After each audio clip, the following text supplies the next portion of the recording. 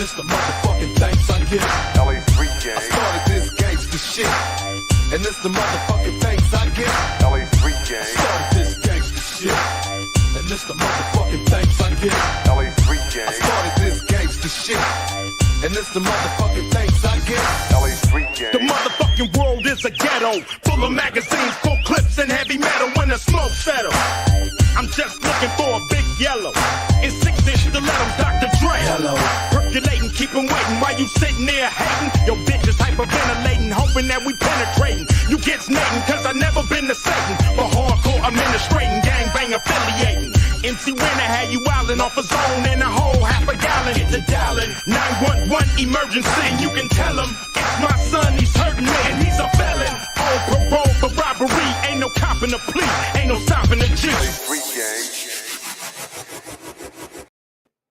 Good afternoon, everybody. Welcome to Comic Artist Pro Secrets. It's I, your host, Ethan Van Skyver. What a pleasure to be with you this evening. We are getting back to work here. Had quite a busy morning. I got to do a little bit of work, but not very much before I was called into the service of fatherhood, husbandness, et cetera, et cetera. Had a lot to do. Had a lot of errands to run today. I had to get some stuff done. Also, managed to ship out a bunch of Patreon patron cards today, so people can be expecting those. I'm going to be hand fulfilling those myself. There was just some trouble getting those, getting the post office to agree to take those in a reasonable way. That was the whole thing. So ultimately, I took them to the post office and I said, listen, guys, I will bring you 50 of these a day, and you can weigh them if you want to. You can weigh these out individually, one at a time, every day, 50 of them a day until we're done. Or you can tell me a better way to do this, because I don't want to do this to you either, post office. You know, we have a relationship. We have something going here. They gave me, they weighed them and they said, these cost 72 cents to mail. I said, oh. They said, we have a 72-cent stamp. I said, why don't you give me about 400 of those? And that's what they did. So I've got the stamps. I've got the envelopes. I'm ready to go. I will be fulfilling those. And I did make them weigh the first batch and send them out. But anyway, that's what I did today. And then had to go pick Kaylee up at school. And Kaylee is sick too. Everybody in the house is sick now. I'm staying the hell away from Kaylee. Andrea said, listen, if we get whatever Kaylee has, let's say Kaylee has a different strain of this bacteria, this virus, whatever this is, we will have been sick consistently, nonstop for 6 weeks. Because it's just been one cold, conquer that, get another one, get another one, get another one. So Kaylee has been exiled to her bedroom. I did go pick her up, but I put her in the back seat. We went and we got some ice cream. That was great. And then I took her home, and she is upstairs. I said, just stay up there. You can watch Vampire Diaries. You can order pizzas. You can do anything that you want, but stay the fuck away from me and your mother. We've had enough. Hi, everyone. Hello. Let me see. Just saying hi to people here. They will have a $1 stamp in a few months. I think they already do have that. I think they already have a $1 stamp. They've got these very convenient international stamps that are really good. We use those to send single cards overseas. I'm collecting the international ones, and I'm putting them over there in a pile. I will be taking those to the post office. Those will have to be weighed, but most patrons seem to be American, which is nice. You know, it's pretty easy to do that. Yeah. So let me see. Better increase that vitamin consumption. I will tell you, 2 days ago, I was having heart problems again, and I didn't know what it was. The same problems that I was having at Andrea's father's funeral, where my heart was just out of control. And I really thought, I thought, am I having a heart attack? Like, what is this? And a lot of people here, I mean, very helpfully, said, Ethan, you had a mild cardiac event. You need to go to the doctor. I went to the doctor, and I got the got a checkup. I got a whatchamacallit, an EKG or something like that. And he said, no, this is showing no signs of that. I actually looked it up. It's just bronchitis. I have bronchitis, and that's what it's doing to me, and it really sucks. So for one day, like I woke up and I was like, my heart, and I was scared. I was like, should I go to the emergency room? And I went, nah, I'll be all right. Just rub some dirt on it. So I didn't go, and I'm fine. Now today I'm just fine, no problem. Back to eating red meat, all that. No big deal. Hi. Yeah, coughing up the gunk. 3D Robin says you could be over caffeinated. Why? Why would you say you think so? I don't know. Well,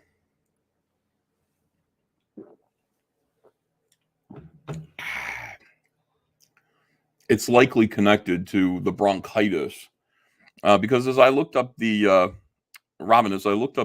symptoms that I had, it pretty much it's bronchitis, and Andrea has the same thing. So it is craziness.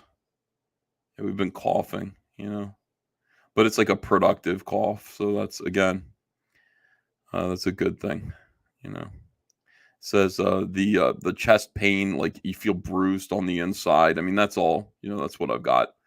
That clears up pretty quick, but you've got the cough for weeks. So I'll have kennel cough for like another couple of weeks, but I'm okay. I hate it, dude. Fucking hate it. Joe M. Sontag says, glad you're feeling better, Ethan. Thank you, sir. Appreciate it. I didn't feel like I should do a live stream yesterday. Laser Pants for $5. Don't die after you fulfill Cyberpunk 4. After that, go ahead and die away. Yeah. I probably will.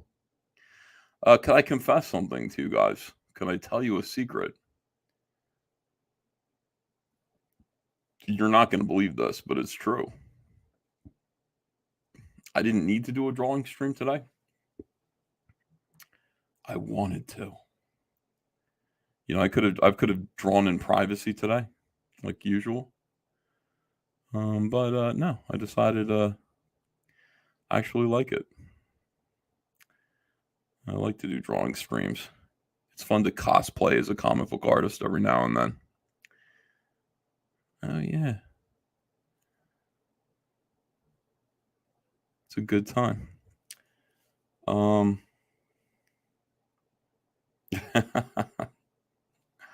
Corey Landis says, I appreciate the draw.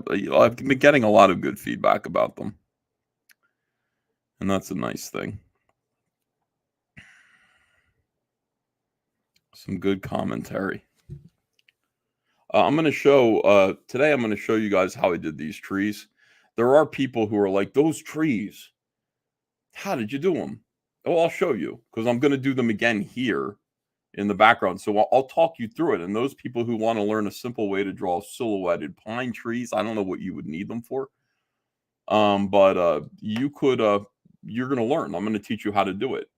Watch the Cat says, how many pre-signups should I have before launch?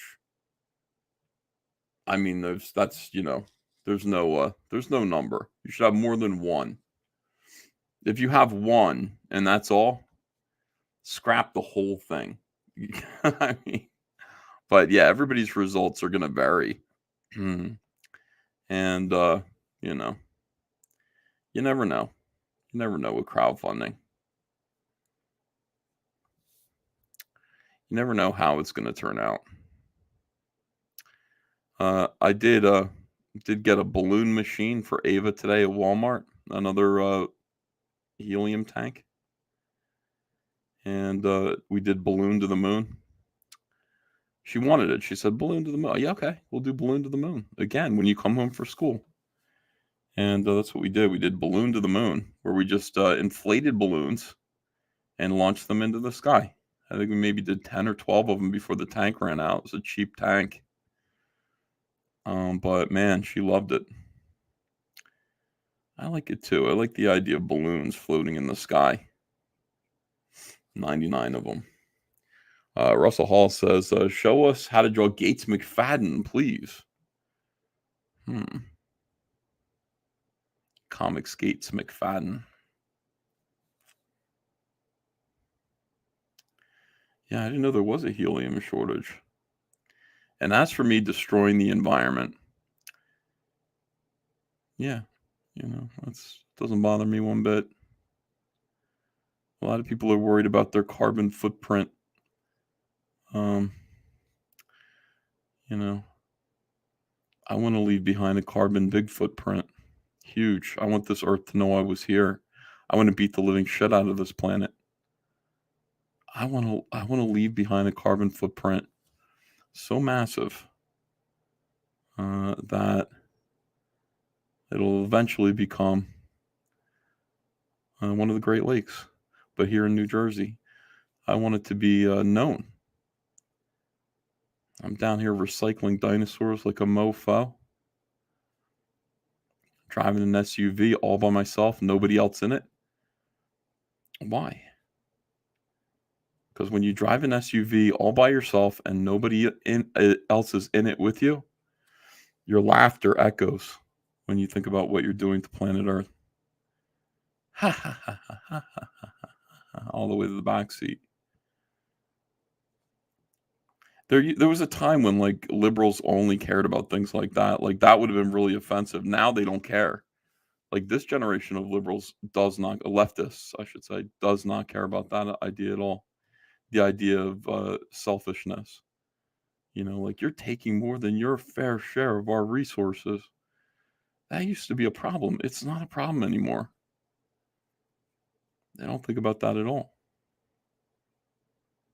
They're just concerned about if you're saying the N-word. And they think too many people are when almost nobody is. And if you are a member of the Third Reich. That's so weird, man. The left became so goofy so quick.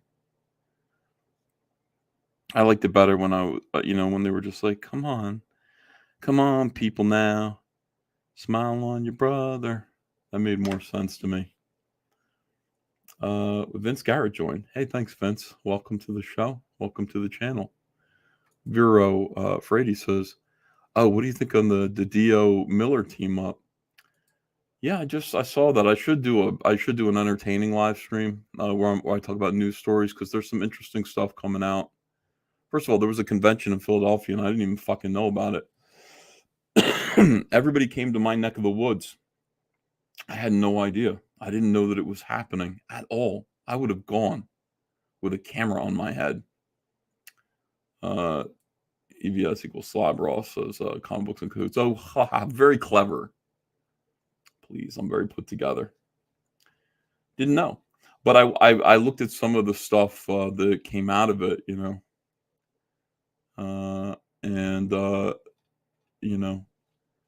Dan Didio teaming up with Frank Miller. I mean, I guess it's a good thing. I don't know. I mean, it's a good thing. I'm just like, I don't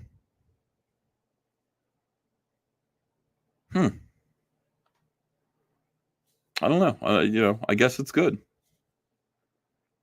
Dan Didio doing anything is a good idea.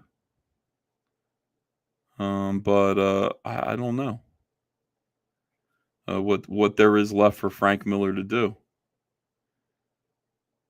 His work lately hasn't exactly. Frank Miller's work lately hasn't exactly rocked the Casbah, as it were. So it's like I don't know. When he was when Dan Didio was at DC and was talking Frank Miller into coming back and doing yet another disappointing Batman project. And make no mistake, every single Batman project that Frank Miller did at DC Comics after 9/11, even before 9/11. When did Dark Knight? No, that was after 9/11. Was shit.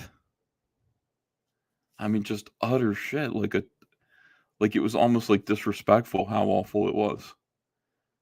Like you just look at his Batman stuff that came out, like not only his artwork, which was excrement, but what he was writing,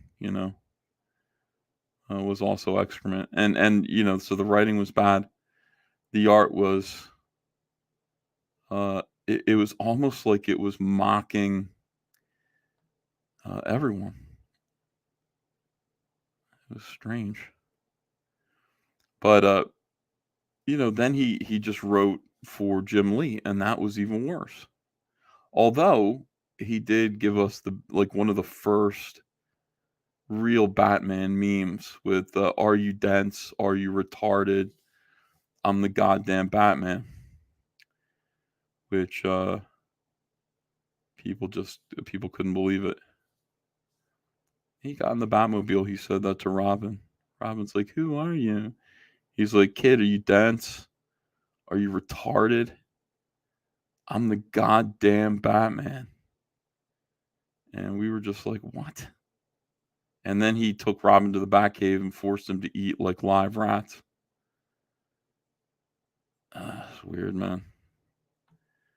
So I guess this is like a long way of saying, I don't know. What do I think of Dan Didio and Frank Miller working together? I don't know. I just don't know, man. A lot of respect for both of those two gentlemen. But one of the things that Dan Didio might be sort of famous for is bringing big announcements to DC Comics that just didn't really pan out. They'd be like embarrassing.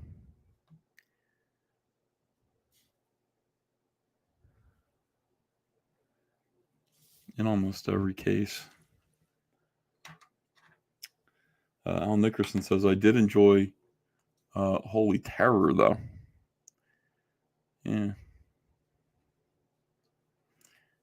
Yeah, I mean, I enjoyed it for here. Like, it was supposed to be a Batman thing. It was meant to be a Batman book, but DC pussied out. We mustn't make fun of Muslims, but hey, Christians and Jesus Christ, that's, fire at will.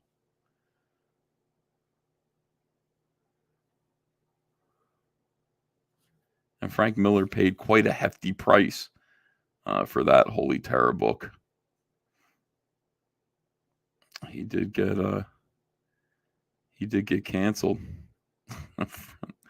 He got canceled in a way, like, to have some absolute nobody, some utter piece of shit, just say, you know what, like, if Frank Miller is going to come to this convention, like, Frank Miller is the draw to any comic convention that he goes to.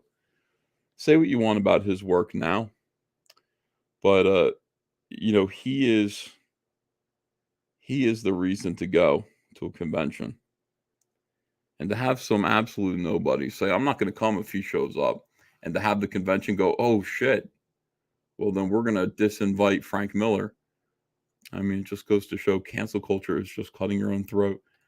Here's Project's Done Poorly. Wow, thanks for $50. Wow. Oh man, Uncle Lee, I just watched a D stream from Medica Ralph where Quarter Pounded was talking trash on Twitter. Tried to get Medica's channel removed by gay ops. Quarter Pounded later got destroyed by Keemstar and Medica. Trash YouTube is fun. Yeah, I love that. I watched that video. That's when it just becomes clear that, Quartering will occasionally start drinking and cause trouble. But that was fun. That was definitely a fun thing. Hi, everyone. Hello. Holy Lord EVS is better than Holy Terror. Oh, thanks. I appreciate that. Yeah, a little weird. I don't know.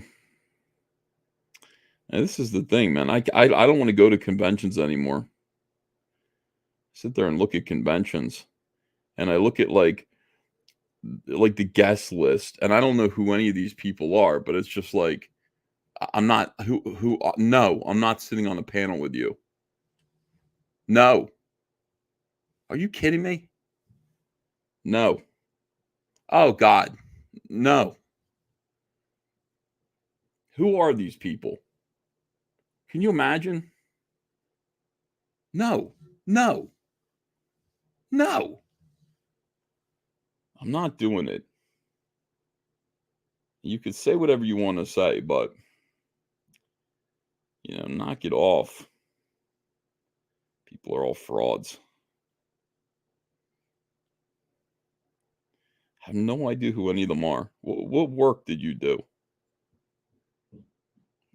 I know you from where? It's just clear, man. There's just like a type. Say what you will about, straight white males, but we come in a wide variety of shapes and sizes, and physical appearances. These people have the weirdest pictures of themselves. I'm not going to this. Oh, come on, dude. Just put a little effort into it. For God's... I'm not going. I'm not going. The whole world's been transformed. I don't care anymore. People are like, you're just an old man. You're stuck in the year 2015. That wasn't too long ago. 2015 wasn't too long ago. Are you telling me the world has changed so much? I got to be like, oh, yeah. Let me just sit next to this professional. Ma'am?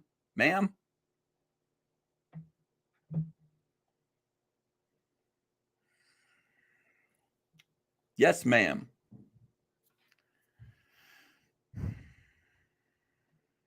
No, I will not. I'll stay home. If that makes me an incel, I guess I'm an incel. I don't want to be whatever the alternative is. I don't. What is the alternative? Everything is absolutely soaked in soy. It's not just that women have taken over. It's not just that women have taken over, like comics and everything that was meant for like boys and men. It's that the worst fucking women have taken over. But I mean, then again, I don't know what other kind would. Like, try to imagine Andrea, taking over comics. She couldn't give a shit because she's normal. Andrea, do you aspire to take over the comic book industry? Change it so that it's aimed more at your gender? She'd be like, no, I don't give a shit. No. Ew, no. Is what she would say.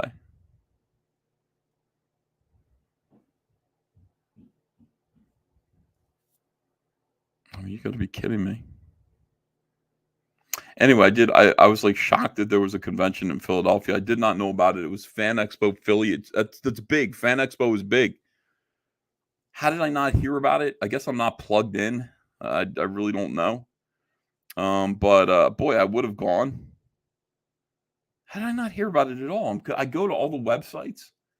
I watched some video footage of it, and it just looked like it looked dead, man. It just looked dead to me. But I still would have gone with a camera on my head, investigating. Just walking around like, hey, everyone, it's Comic Artist Pro Secrets. I'm Ethan Van Sciver, 29-year veteran of the comic book industry, on the scene here at Fan Expo Philadelphia, surrounded by ninnies. And I am the world's most charming, disarming, elegant, eloquent, yet humble man. Great big Sopranos fan, trusted member of the media. Walk around from booth to booth, interviewing people. God, that'd be excellent.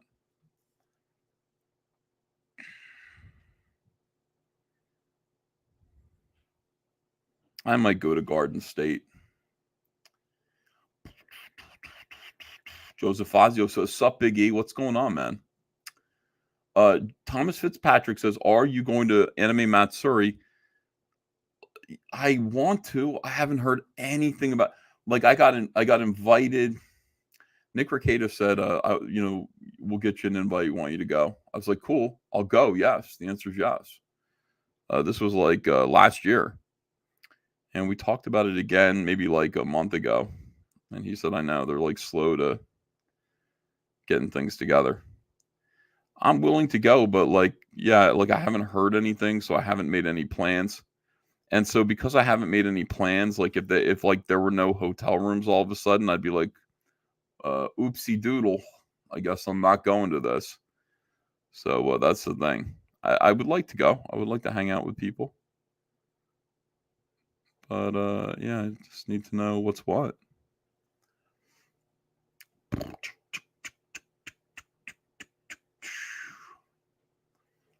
Walk around there.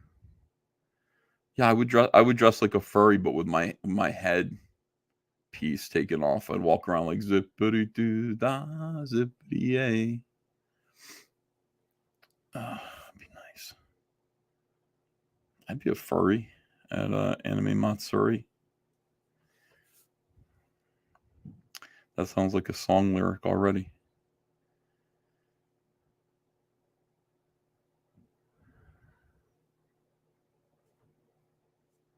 Sheep and goats and cats better hurry. When EVS dresses up like a furry, takes his friends out to Anime Matsuri.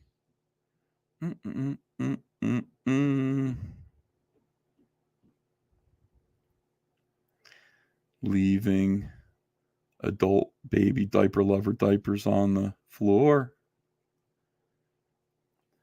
Stuart Stillborn says, EVS, thank you for helping me get through my last night shift. If the Heather statue is going to be $250, how much for the nip slip variant? Wow, that's a great question. I could really make a lot of money, couldn't I?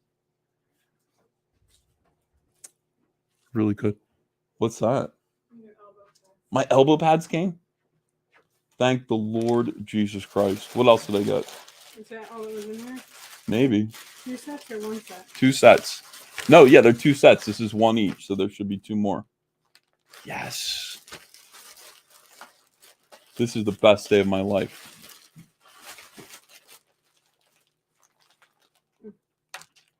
Hooray. Thank you, babe.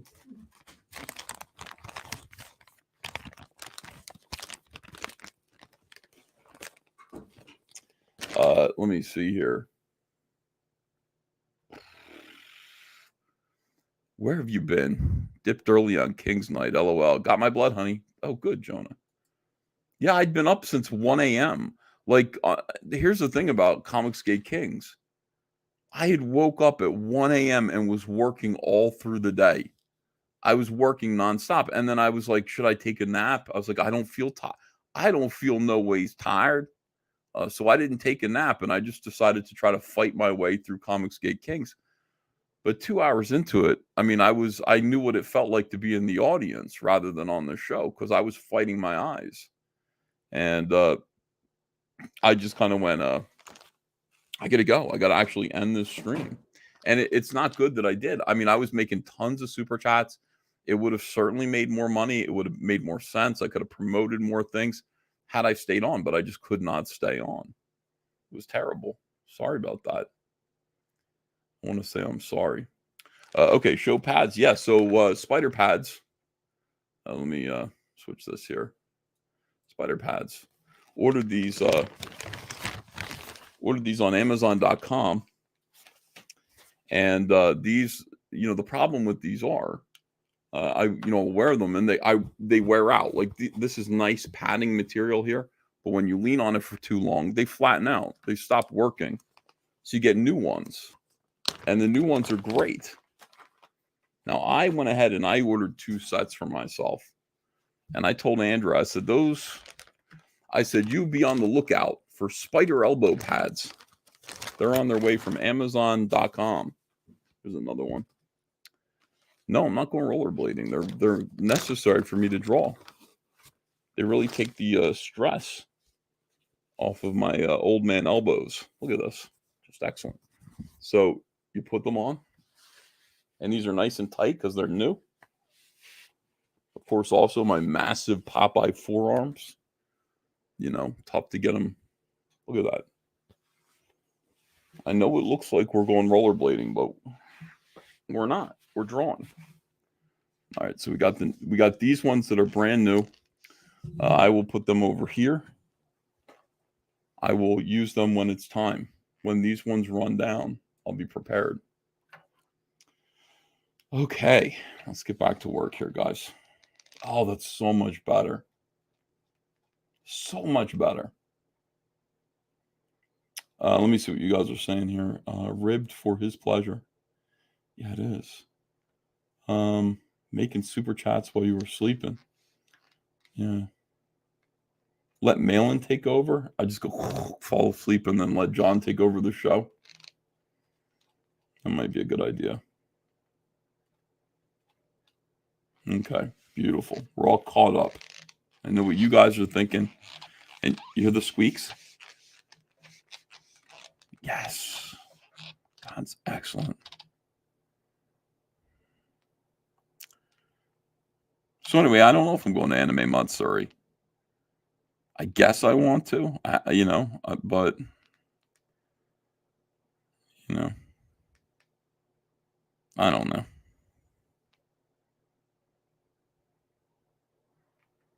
It's supposed to be a big convention. So if it's a big convention, it's going to look like an old convention from back in the day, an old comic convention. That's a good thing. What I'm planning on going to is Mob Movie Con, Sopranos Con 2022. Ordinarily, it's here in Jersey, in Atlantic City. That's where I thought it was going to be. But as it turns out, boys and girls, it's going to be in Miami, Florida this year, which is a little bit of an inconvenience. And Andrea thought that meant that we weren't going to go. I said, we're going to go. I mean, I am a Sopranos fan. I'm not going to miss Sopranos Con 2022. You know, wherever it is, that's where I'll be. You want to know where I'll be during Sopranos Con? I'll be at Sopranos Con. Period.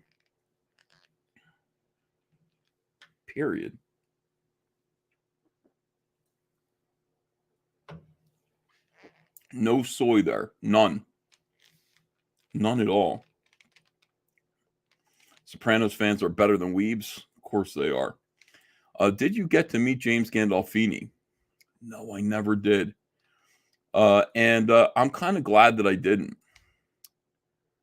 James Gandolfini was kind of a private guy. I mean, I guess I would have liked to have met him if he wanted to be met. Hold on a second here. Let me show you why. He was a private guy. He didn't want to be fucked with. And that's the thing about him. You know, if I saw him on the street, I would steer clear of him. And the reason why I would steer clear of him is because he didn't want to be fucked with. Let me see. Watch this.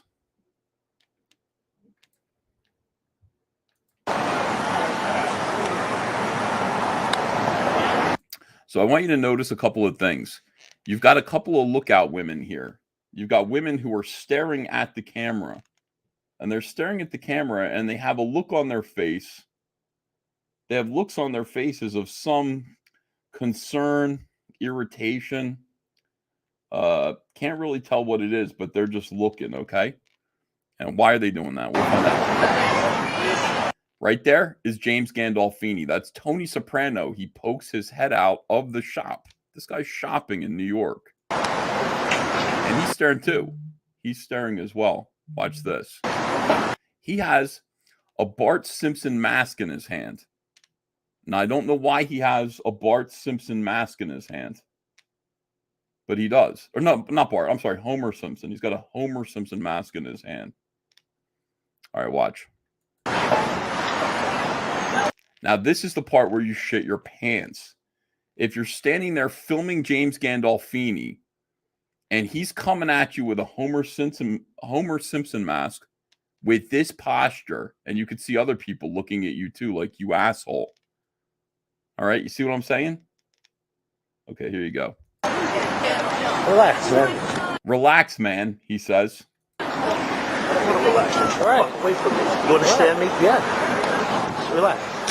Stop. I'm gonna break your fucking face. From my son. All right, what's involved? He said, I'm gonna break your fucking face. Hold on a second. Let's see. He said, get away from me. You understand me? I'm gonna break your fucking face. Let's watch that again.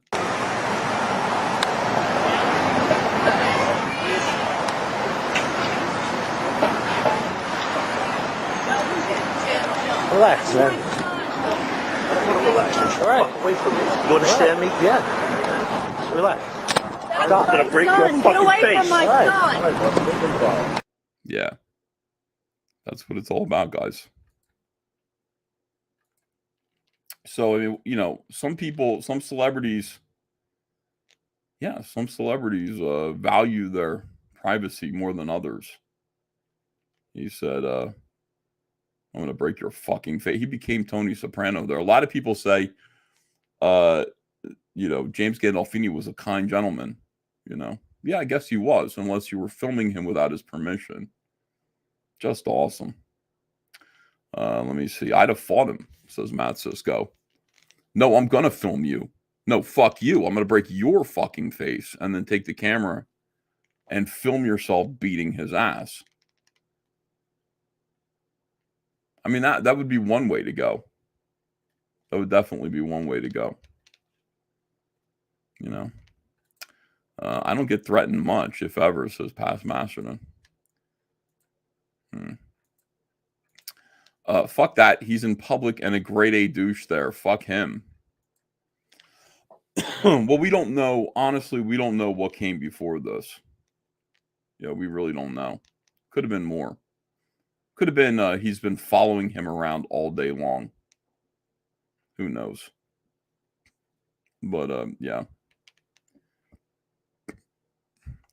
Oh, poor you. Oh, poor you, says All Gold Productions. Poor Tony. Oh, poor you. Could have been a bad day, so Sheila, aliens. Yeah. Leave people alone, says Blarbful. Yeah. That too. You never know how people are going to react. Basically, what you do if you see a celebrity is you might go up to them and say, may I have a picture with you, please, Mr. Gandolfini, sir? And then you respect his response. And if he says, no, get the fuck away from me, you say, sorry about that. Have a nice day.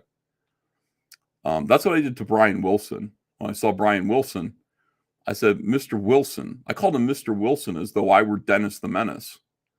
I said, Mr. Wilson. And he was surrounded by men. So he's surrounded by his entourage. I said, sir, your music makes me happy when I'm sad. May I have a picture with you, please? And he said, yeah. And he took a nice picture with me, gave me a great big smile. Still, and my face is like this.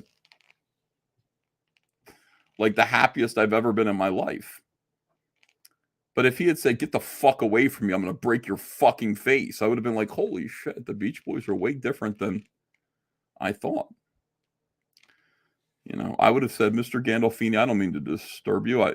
Could I quietly get a picture with you? Could I have a picture with you, please? And he would have said, I'm going to break your fucking face. And I would have said, yes, sir. Still love The Sopranos. Have a great day. Space Monkey says, embarrassing. I was 100% sincere, dude. I was so happy to be to meet Brian Wilson. Holy cow. Like that to me was second best to meeting Elvis Presley. Who was the best Beach Boy? Brian Wilson. Carl Wilson, close second. Then Mike Love, Republican. Love Mike Love. And after that, it doesn't matter. Just doesn't matter. I played Beach Boys outside today. Christine Venner says, I was watching the Depp turd trial today. I saw Isaac, your brother from another mother, as a witness, LOL. A lot of people are telling me about that. A lot of people are, No, I didn't meet Elvis. I said like no. Elvis died when I was 4 years old. I never got to meet him. Or maybe how old was I? 3? Maybe I was 3 years old. But no, meeting Brian Wilson was that important to me. Let me ask you a question, everyone. I've decided to grow my mustache down over my upper lip. Now, it's only just beginning to accomplish that. It totally makes me look like an old man, or I'm thinking a Wild Western, like Wild West guy. My question to you is, do you like it better this way, or should I trim it so that it's shaved underneath it and above it like Prince? What do you prefer? Does it look good like this? Mike Hunt is better than Mike Glove, says Random McGranderson.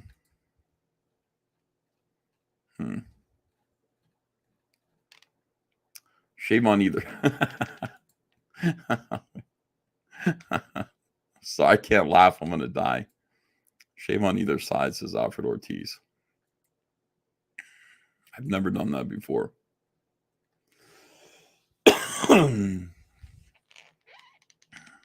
Trim it. No, I like it. Be a cowboy, bro. That's how I feel about it. I'm just going to I'm going to keep letting it grow for a while.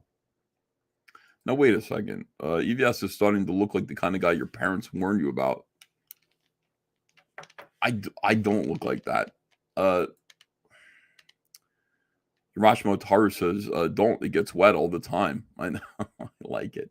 I ate ice cream with it today. I had an ice cream cone. I thought I was going to die.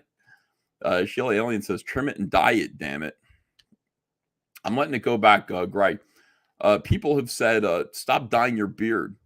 You look ridiculous. Stop it.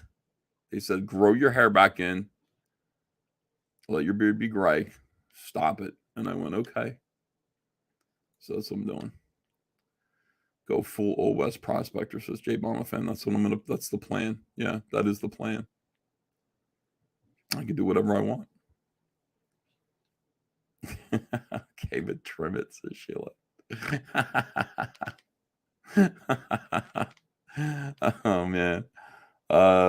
Yeah, go full Sam Elliott, you coward, says Steve. I like the part about being a coward. Stop. I can't watch the chat. I gotta turn my eyes away. Get back to work. You guys are gonna put me in a coughing fit. Oh my god, I love YouTube. Well, I love my YouTube. I don't like YouTube in general, but you know, maybe it's just that I like my subs. Hey, if you guys are not my patrons yet, sign up for my Patreon. If you guys have not gone to my eBay store, go to my eBay store. Andrea said, I woke up today and there were 0 eBay sales. What are you doing in the basement? What do you think I'm doing in the basement? She was like, how come there were 0 eBay sales? I said, I didn't do anything yesterday. I drew all day long. I did not go online. I didn't do a live stream. I didn't sell anything. I wasn't trying to sell anything. She said, you're supposed to be selling things down there. I'm like, I'll try to do it today. Trevor Wright says, is Rack Planet still going to be a floppy or is it too many pages? Now, I don't know, dude. It's still going to be a floppy no matter what, but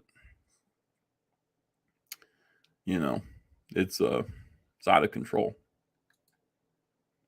Let me read you the comments. I actually showed Comicsgate Kings. I showed Comicsgate Kings the ending of Wreck Planet, the shock ending of Wreck Planet. You want to hear what their comments were? Let me read them to you. What is this? No, it's my lawyer sent me something weird. Here's what they said to me.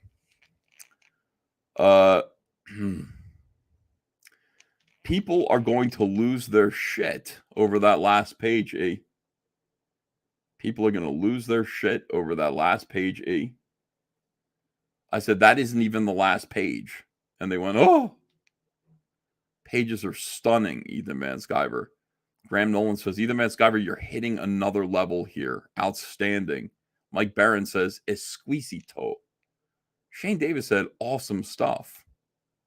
Awesome stuff.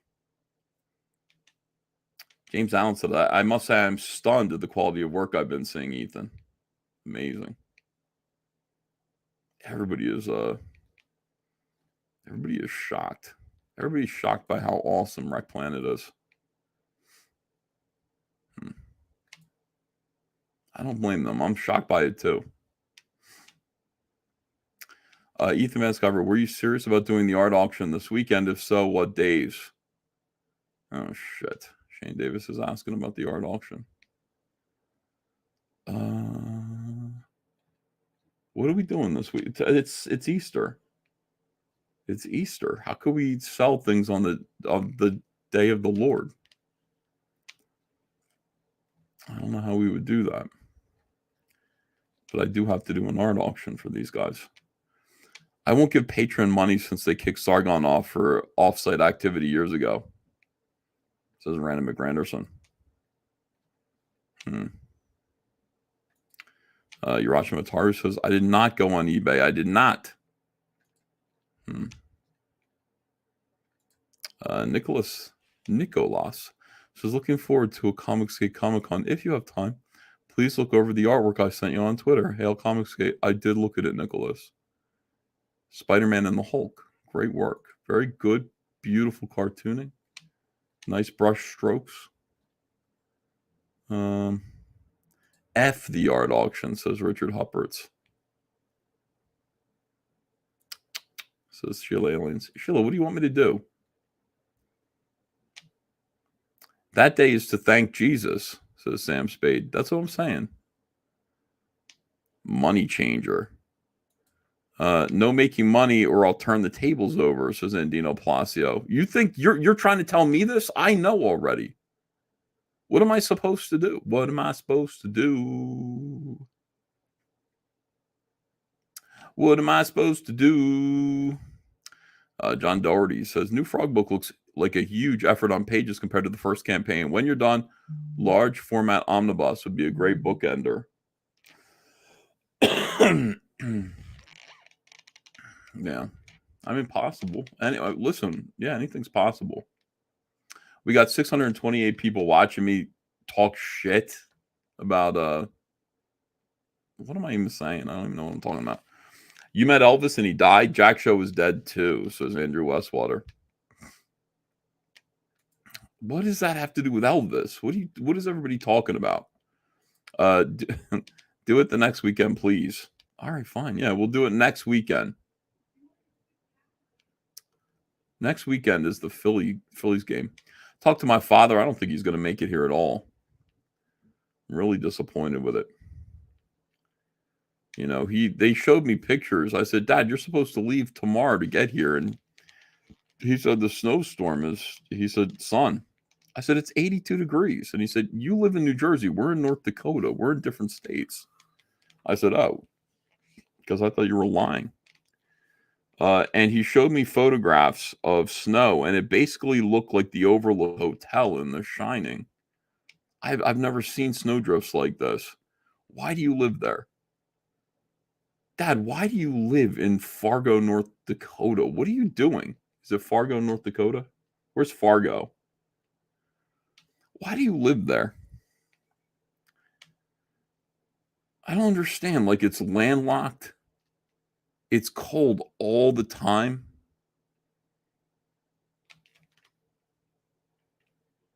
Why just move back to Jersey?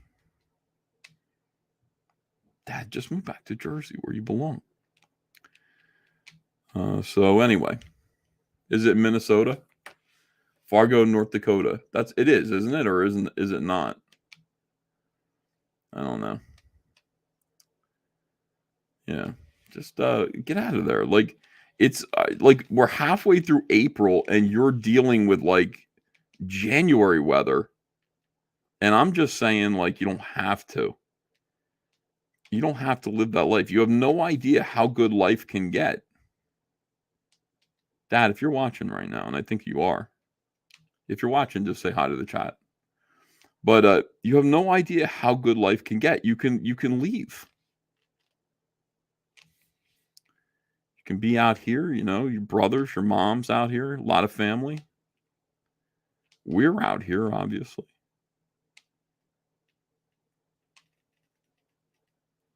And this is the thing. You want to come out to celebrate the death of Jesus Christ? The death and resurrection of Jesus Christ? Frakoff Elgerkarb says, you're special just as you all. Thank you.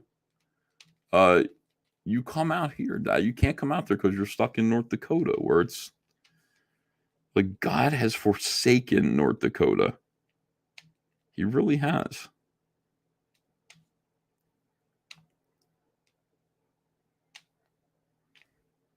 Pizza's better here, too. David L. says, did you read the DM I sent you on Twitter? It's all about Patreon. I'm having trouble with the app. Just making sure you don't forget about it. Thanks, yes. Yes, David. David, did you read my... David, hold on a second here. Every day. I gotta go through here and show you what my Patreon is. Patreon's good, man. Let me see. Those of you who are not my patrons yet, for political reasons.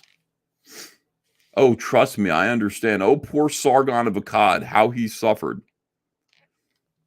Poor Sargon of Akkad. I like that someone actually literally threw a cod at him while he was running for office. That was interesting. It wasn't good. I'm not recommending it. I'm just saying it was interesting. Here's my Patreon. Look at this title here. I'm so close. A lot of people read sexual tension into that. Like I was edging. That's not what it meant. I was saying, I'm so close. I got to wrap this book up. Cyberfrog Wreck Planet is overdue and people are anxious to get it. See, this is where I complain to my patrons. I'm anxious to release it, but I've still got more to do, just a little bit more. I was talking to your boy Zach, as we're both, here's me complaining about Zach, as we're both suffering from timeliness issues and have differing perspectives about it. I told him I couldn't have written this. I couldn't have finished this book in a year. There are parts of it that didn't come to me until this month. Dwelling on this world and building it, thinking it through. Inspiration doesn't come all at once, Zach. It happens in bits and pieces, however it's going to happen. So I told Zach the horribly depressing new elements of Cyberfrog 2, the ending of it, hoping he'd be excited about it. He said, meh, can't they all just ride skateboards in the sewer and eat pizza? Zach doesn't get Cyberfrog, but you will soon. Why do I do this to myself? Why do I tell Zach anything? There's part of me that goes, look, Zach should be filling the role in my creative life that Jeff Johns used to fill. Because Jeff Johns and I were partners in crime. So like I would tell him ideas and he would listen and he was like right there with me. And he had this like yes and sort of attitude about what I was saying to him. So I don't talk to Jeff anymore. But the person who I think replaced Jeff Johns in my sort of creative life, oddly enough, is Richard C. Meyer. That's so fucking weird when I think about it. But we're equals in this thing called Comicsgate. So for some reason, part of me thinks that I can go to him and tell him creative ideas and he's going to be on the same wavelength as me. Let me tell you guys. He is not on the same wavelength. He is a poor substitute for Jeff Johns. David L. says, it charges me the $5, then won't let me watch your videos or get the links from the cards. Patreon gives no help on the issue. Well, David L., I don't understand. Are you logged in? You should be able to you should be able to go right in there. I cannot imagine what the problem would be. Can't imagine. Zach has never understood a single thing I've said to him creatively, ever. Ever, not once. And I've always been right. Always.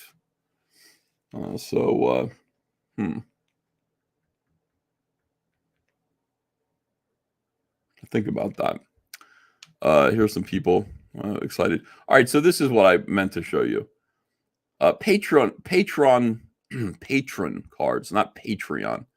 Patron cards are being shipped. This is what I'm doing. I'm doing this in the morning. Putting a pack of cards in this envelope, or 2 cards in this envelope with my 72-cent stamp, or 2 stamps if there are 2 sets of cards. I'm putting them in the mailbox. Patron cards are being shipped. Finally, we're shipping out patron cards. 9 new cards. So it fills out a whole page in your collector's album. If you have the trading card, Series 1 collector card album, it fills in one whole page.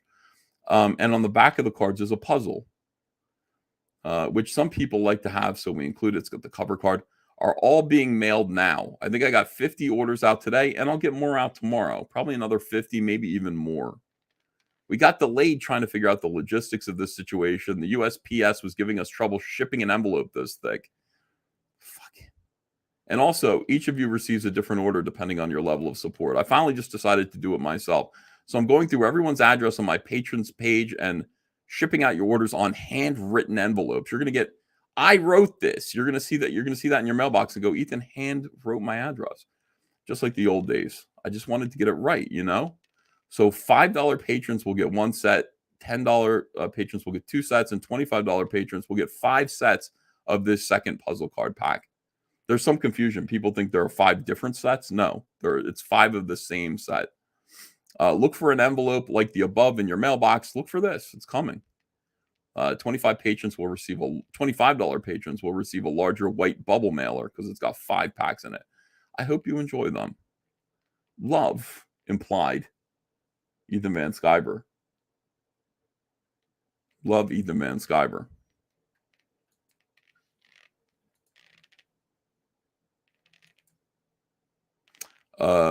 Yeah. Can I be a mod and have no life also? Says Waylon Todd. No. I want you to live. I want you to live life to its fullest. Why would I want you to suffer as a mod?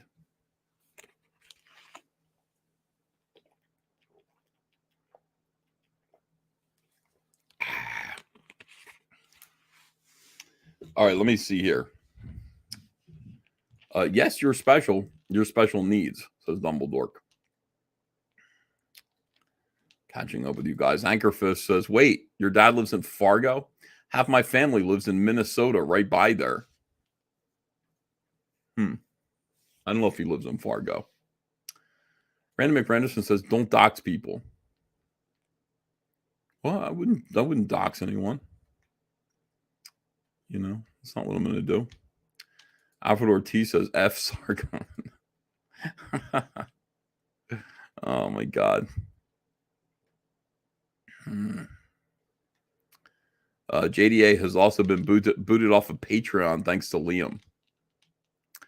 Well, I mean, I see things differently than, first of all, I see things differently than other people do. Hold on a second. David H. says, Patreon just suspended a bunch of conservatives. Fuck that company. Yeah. Sheila Alien says it's TMI. Wait, what's TMI? What's too much information? Like I put TMI on my Patreon. I complain on there. That's what I do.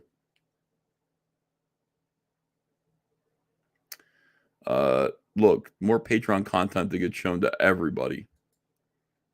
Oh, that's true. I should just keep it to my. Don't worry, I'm going to write more stuff. I've decided the Patreon is going to be my therapy session. I'm going to write long screeds complaining. Everybody else does. Every single effing cartoonist thinks that social media is a place for them to complain and whine about their privileged first world problems. Why can't I do that? I don't do it here. You guys know that I never complain about anything on YouTube. I don't complain about anything on Twitter. I'm going to do it on Patreon. I'm just going to do it on Patreon. All right, let me see here. Cecil is the new Geoff. Says Rome Grunts. He's the new Geoff Johns. I don't have anyone to replace Geoff Johns. It should be Zach, but it isn't. Because it just isn't. He doesn't get it. He fucking doesn't get it. It's like, Zach, listen to this. Listen to the ending of this story. Listen to how it all ties together. He's like, I don't know, man. I don't know. Can't they just like eat pizza? Skate in the sewers? Zach, you're thinking of the cartoon of Teenage Mutant Ninja Turtles. This is Cyberfrog. It's different. It's different than that. It's inspired by the Turtles. But it is different than the Turtles. Very different than the Turtles. Yes, I'm logged in with the correct sign-in. Is the link for the Patreon cards up? I want one of each. David, you're going to get one anyway. Don't worry about it. Let me see. Rio D says, EVS, are you handwriting each envelope? I certainly am. Yeah, I definitely am. Matt Cisco just says, you know what? Dox me. I ain't scared. I'm not going to dox you, Matt. I'm going to, what's the thing where you get the I'm going to swat you. I'm going to have you swatted. I'm going to say, he's skinning cats alive in his house. Please stop him. He's about to skin another kitty cat alive. Stop him at all costs. I'll have you swatted that way. Those are the two things that you hear about a lot on the internet. People go, he doxed me and he swatted me. Like everybody's complaining about that. Nobody swatted me yet. And also, I got doxed. I didn't really care. The one thing, when I first got doxed, it was by a Comicsgater who I was very disappointed in. Very disappointed in this gentleman because he was somebody that was always on my live streams. He was on there all the time, flicking his lighter around. And somebody sent me a message of him in a Discord confirming my personal identity, my information, my address, my phone number, and saying, I don't care anymore. Let me just confirm that this information is true. Whatever happens, happens to him. And I went, that's fucked up, dude. And, yeah, you don't see him around here much anymore. Yeah, he's in a chemical drum somewhere floating at the bottom of the Delaware River. Stint for $5 says, after Cash Grab fulfillment, are you going to do a second chance Wreck Planet? I am not fulfilling Cash Grab. Is this a Cecil alt? The Cecil alternative?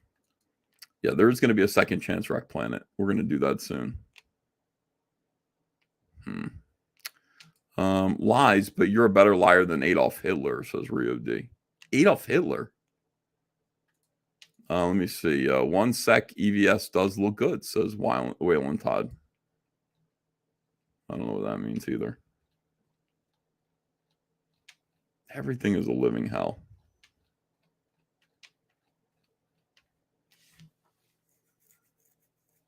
Yeah. That mother effer. Sleeping with the fishes. It was extremely effed up. Yeah. Yeah, it wasn't just being doxxed, because I don't care about being doxxed. It was the whatever happens to him attitude of it. It was like, what are you, fucking nuts? Holy shit.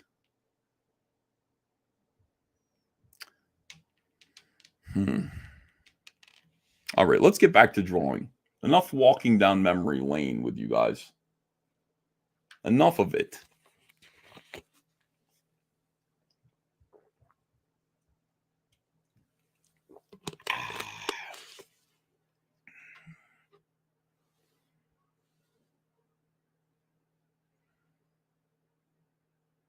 Party City.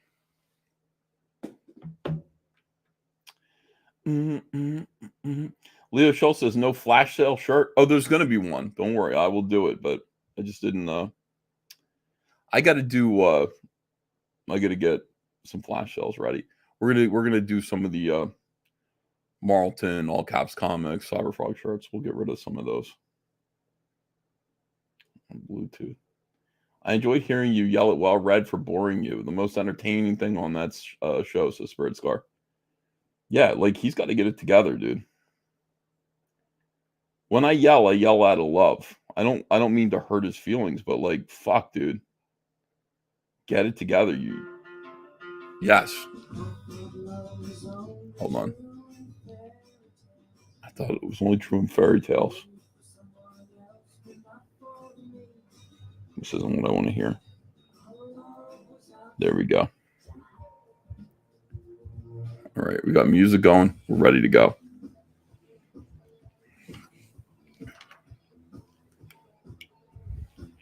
I'm going to change John Malin's theme music from Raised by the Wolves to Hungry Like the Wolf by Duran Duran. You know, that should bother him a little bit.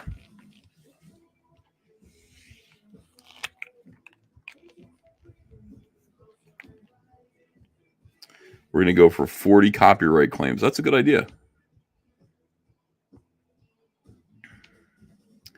In touch with your mom. I'm on her. I'm after you. Smell like it.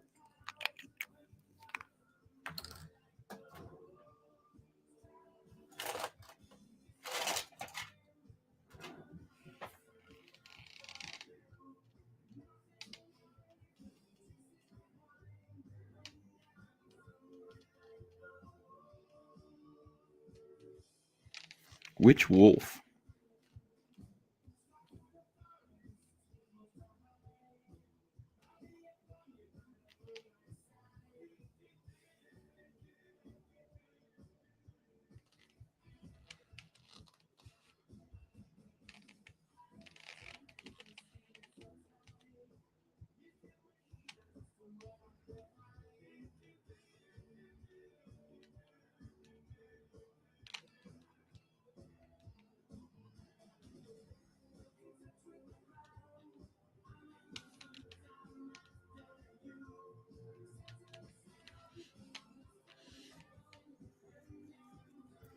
Hungry like the wolf blitzer?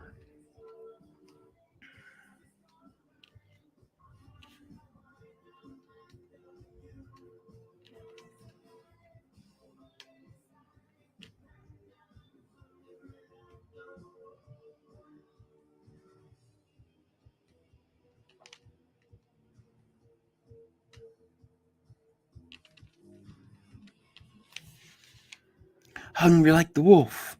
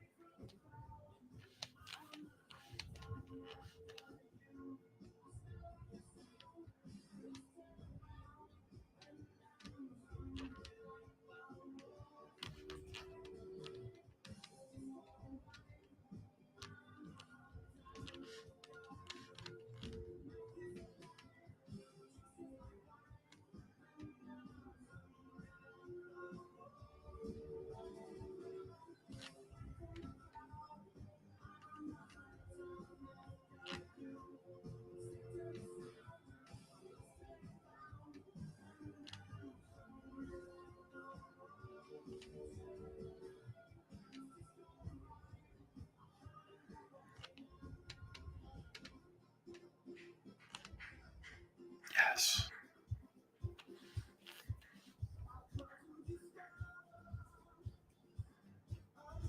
I am making Andrea listen to all this new wave music. She doesn't listen. She didn't listen to it when it came out. She doesn't know Morrissey or anything. I'm like, aren't you glad I'm like educating you about New Order? She's like, not really, no.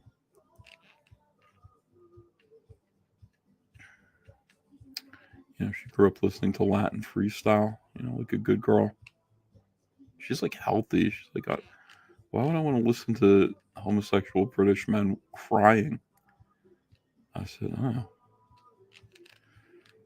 I don't know. I think that's why I'm not allowed on Friday Night Tights anymore. I see your point.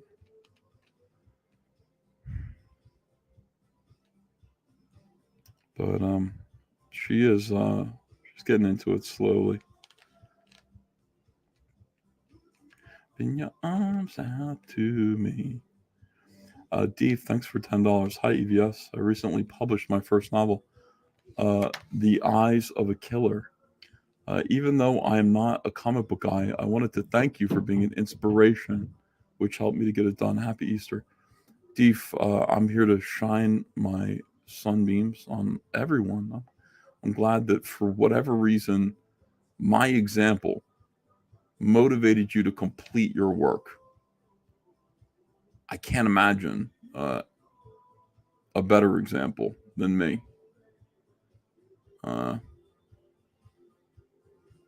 For that purpose. So you're welcome. And thank you very much for $10. Appreciate that.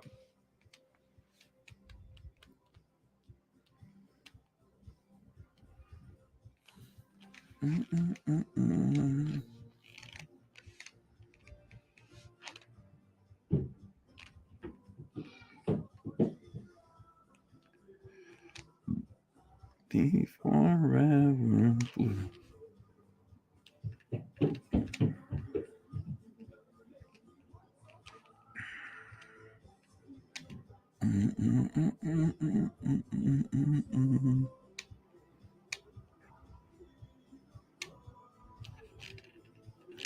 Oh, baby, please.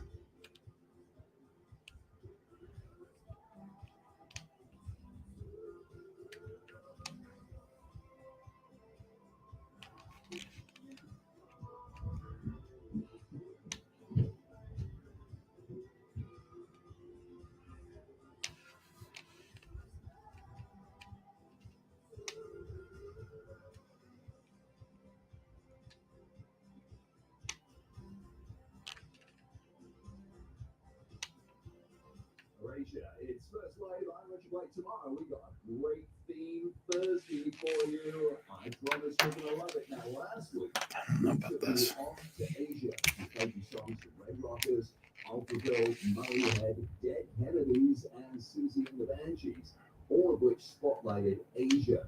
Well, guess what we're going to do tomorrow? We're going to continue our journey around the 7 seas of the world. We're going to sail off to Europe and give you 5 songs that deal with European towns and countries. So don't miss that. That's Theme Thursday tomorrow. And somewhere in there, there's going to be a song from Berlin. Quiet Red Media says, put on some metal for fuck's sake. No. Thomas Dolby. That's kind of metal, right?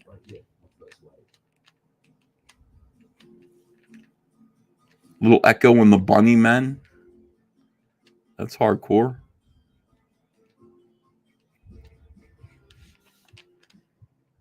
You don't like Echo and the Bunnymen?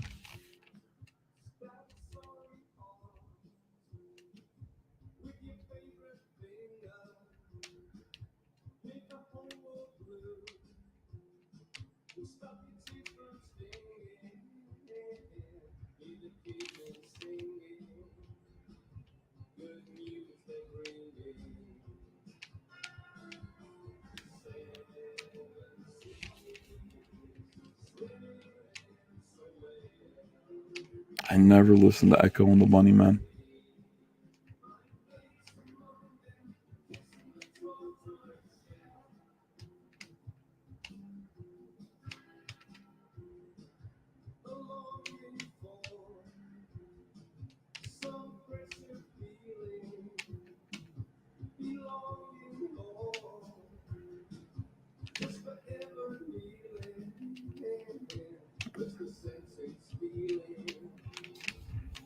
How can you not like Echo and the Bunnymen, says Silvar Ogre. I didn't say I didn't like them. I just never listened to them. I don't know their music, really. As I listen to it now, like, you know, I think to myself, yeah. Like, I go, how did I miss this? I'd be listening to this through a Sony Walkman with headphones on, picking at my shoelaces.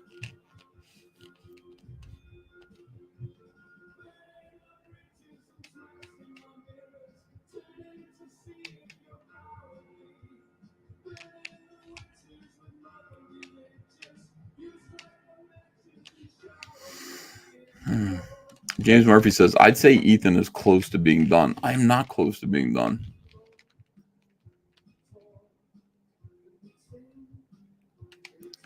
We're just going to draw all night tonight, guys. Just settle in. 633 people torturing themselves.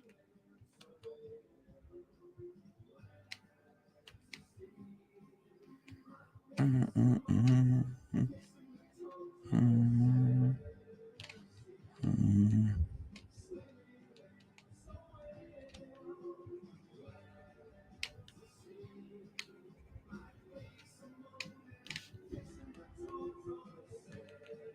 12-hour stream. Let's do it, guys. Cyberfrog is the new cash grab. No, it isn't. If Cyberfrog were a cash grab, I would just be... let me explain something to you. It's not. I'm not making any money.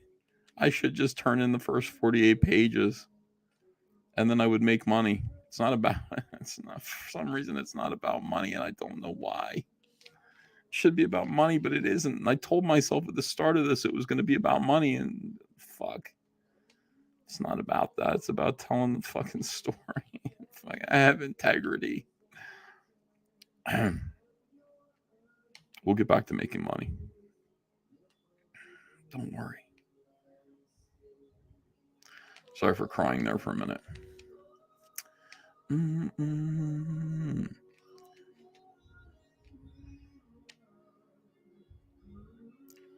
Well, you guys will decide if it's a good story. I just have to tell the story. You guys read it and you tell me what you think.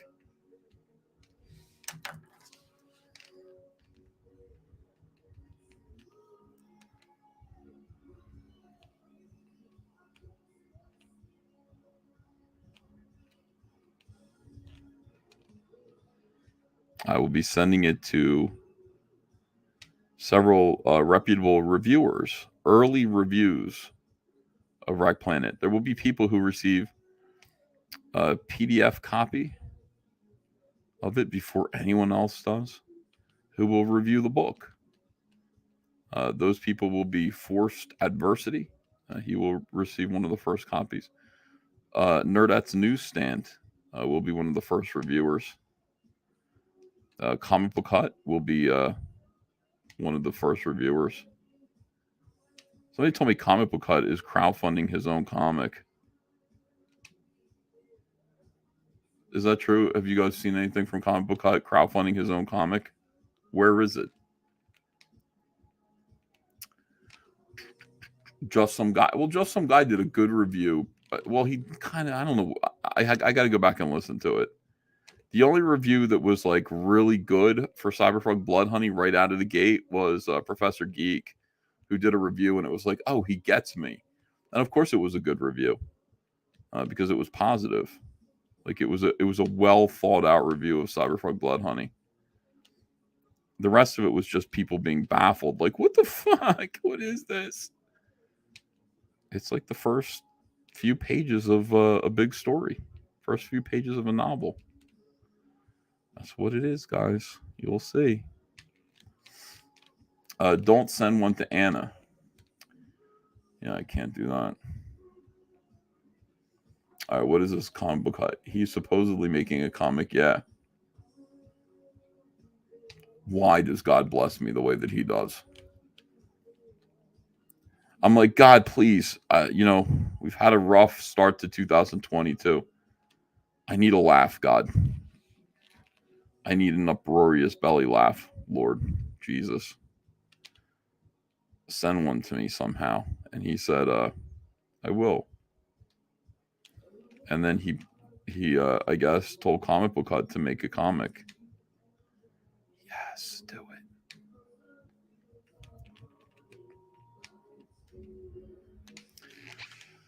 Oh, God. Does Anna make videos anymore? It says Funky Cole Medina. Yeah, doesn't she? I don't know.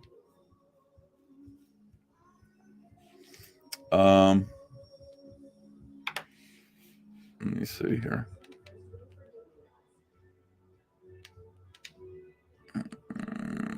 Just Some Guy Do a good review of the Florida bill. Call Republicans names. Are you effing sure about him? No, nobody was sure about him. Everybody was wrong. Get your popcorn. Yes, it's going to be so good, dude. Tadawini says, I'm confused. Is Eric July Comicsgate or not? Yes. I mean, here's the thing. Like, people would be like, I'm not a joiner. I'm not part of the... I don't think Eric's one of these guys. He might be. I don't know. But so I'm not going to speak for him. But there's certain people who are like, I'm not part of Comicsgate. I'm not a joiner or part of any club or movement. And it to that, I just go, well,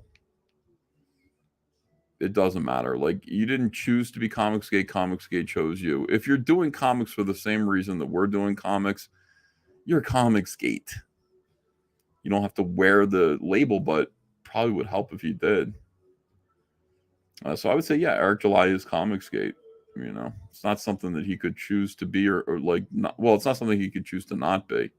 He just is, just based on who he is and why he's doing what he's doing. That's kind of how it is. Smiller, Comicsgate. Doug TeNapel, Comicsgate. I don't want it to be so. Like, I'd rather die than be a part of anything that, you know, Doug TeNapel is a part of. Except Christianity, but then again, look at him. But he's Comicsgate. He definitely is. Waylon Todd says, Simps can buy Anna's stuff. My girlfriend would kill me. What? Yeah, he's what we call a friend of ours. He's an associate. Yeah, he's an associate, you know.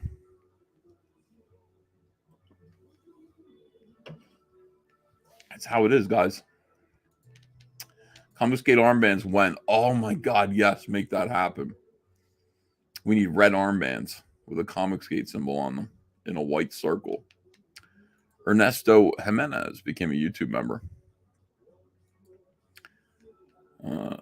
Smiller trying to get Dale. Protect Dale, EVS. Where did you hear that? Dale sent me a message. He just said, Smiller tried to send me a friend request on Facebook. I was like, what? What does Smiller want with Dale Keown? Alfred Ortiz says, Ethan's signature on the band. Yes, dude, yes. Made to look like a swastika. Oh, God. Life is too good. Yeah, armbands with your signature. No, like, the thing about it is that, hold on, let me see if I can find that. If I look up Van Sciver Nazi and just try to find images, everybody has a sense of humor. Yeah, look at all these grimy people. Well, I mean, Moose Bauman did this. Bunch of, fuck. Wait a second here. Open. No, wait, right here. Yes. Open image in a new tab. All right. There we go. So early on, like 2004, when Bush was reelected, the comic book industry, oh my God, comic book industry started to, I started to hear some weird stuff. Like somebody said, did you know Ethan Van Sciver's signature is a swastika? And in 2004, I just went, what are you kidding me? That's ridiculous. And I told my friends on Facebook, and Moose Bauman went ahead and he mocked it up for me. Like he took my signature, he kind of made it thick as like a swastika and a Nazi flag, and he made it look like a swastika. It was hilarious. And so I liked it. I actually told DC Comics. I said, DC Comics. I told my editor, I said, what I'm going to do is I'm going to San Diego Comic-Con and I'm taking this and I'm going to make 2 big banners. Not the Van Sciver Uber Alles, just like 2 big red. You know how people have those banners behind them that kind of fold up? 2 big red banners on either side of me with my signature on it.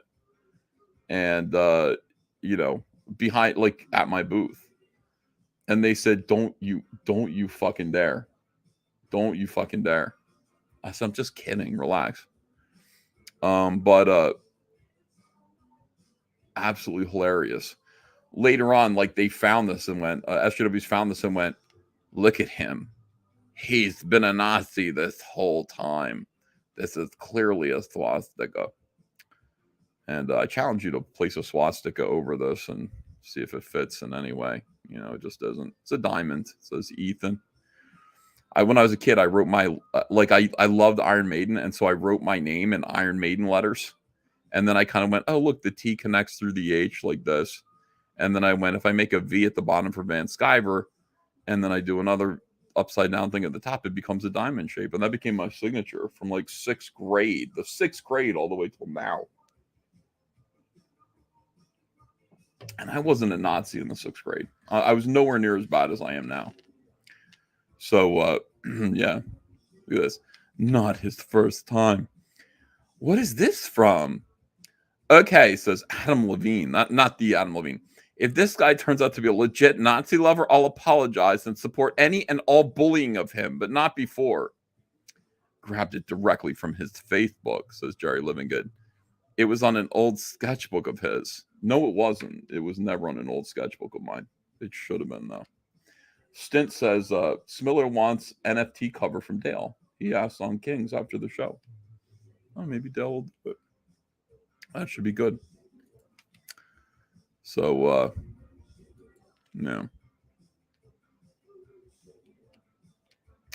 When jokes about being a Nazi become confessions and admissions and evidence of Nazism. Fascinating. Let's see. We need the Van Sciver youth. So we could take that symbol. We could definitely make. Can you imagine? Shit. Oh my God. Pedal to the metal. Tree Goblin said, no, don't, lol. That rumor was started by Moose. No. He thought it was stupid too. Everybody thought it was stupid. But here's the thing. Hold on, let me turn this music off. Here's the thing. So I'm talking to Valerie D'Orazio, former editor at DC Comics. She was an editor at DC Comics around 2001 to 2005 or something like that. But she was like sexually harassed by almost every editor there. She's tried to take DC to court and sue them. I don't know the whole story, but she's reached out to me and she's kind of like seen what's happened to me. And she's like, how do we mend bridges? How do we fix this? I said, what are you talking about? Like, you don't work at DC either. We're both on the outs for complaining, you know, like we're never going to work at DC again. But we started talking and she said something to me. She said, I was told never to strike up a conversation with you ever. And I was like, who told you that? And she told me some names of editors. And I was like, why would they say that to you? In 2004, like 2003, 2004, she said, because you were a conservative. I was told not to talk to you by DC because you were a conservative Republican. So even back then, I said, oh, Valerie, like it was inevitable. I was going to be blacklisted for my politics. Like it was tolerable when, you know, Obama was around. But as soon as Trump was elected, you know, that set off, that definitely set off a bomb. It was unreal. Alfred Ortiz says she showed some DMs from Heidi McDonald. I know, dude. She, like, I like Valerie right now because she's just in a state of mind where she doesn't give a shit anymore. And she's just like laying it all out there. So she told me in private, she just said, no, they were against you. And, you know, like your thing was you were making a lot of money for them and you were working with Jeff Johns, but like they hated you for being a Republican. You were just like an odd duck there. So all these people who are like, he wasn't fired for being a Republican. Yeah, I was. As soon as Jeff wasn't there anymore, yeah, it was good. It was going to happen. So it's just unbelievable. But I couldn't believe it. I was like, it goes back that far. Like what they told you, like, tell me what they said. And she was like trying to explain it. Absolutely crazy. Like there is no room. There is no room for anyone on the right in comics. There just isn't. Unless you're willing to be quiet. I was never willing to be quiet because I didn't think it was fair.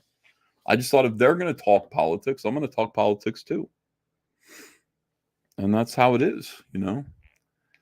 But yeah, I like appreciated Valerie. Like when she said that, it felt like I got punched in the stomach. I couldn't believe it. I was just like, huh. So then you have me going, I'm going to, like in 2008 or whatever it was, I'm going to be putting up these Ethan flags at San Diego Comic-Con. They must have lost their shit. They must have been like, I was joking. They must have been like, oh my God, this guy's out of control. I was kind of playing along with them. Like this whole thing about being a Republican is being a Nazi. I was like, okay, we can, no, if that's the joke, that's the joke. We can, you know, I can laugh at myself. People are nuts.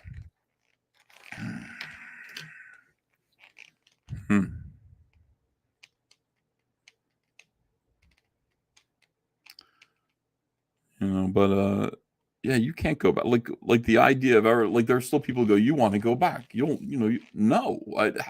How could anyone ever? How could anybody work there under those circumstances? You know, it's just no. Like I was there early on. Then they found out who I was. But when they found out who I was already in with Jeff Johns and making great stuff. So I guess they pretended to be nice to me. It's very disappointing. I think Dan Didio genuinely liked me, though. He put me on every project. He tried to get me on every project. He knew what I was doing. But the rest of them, fuck them. That's ridiculous. What a ridiculous thing. I was like, Valerie, like you were told not to ever talk to me. She says, yes. That's something else.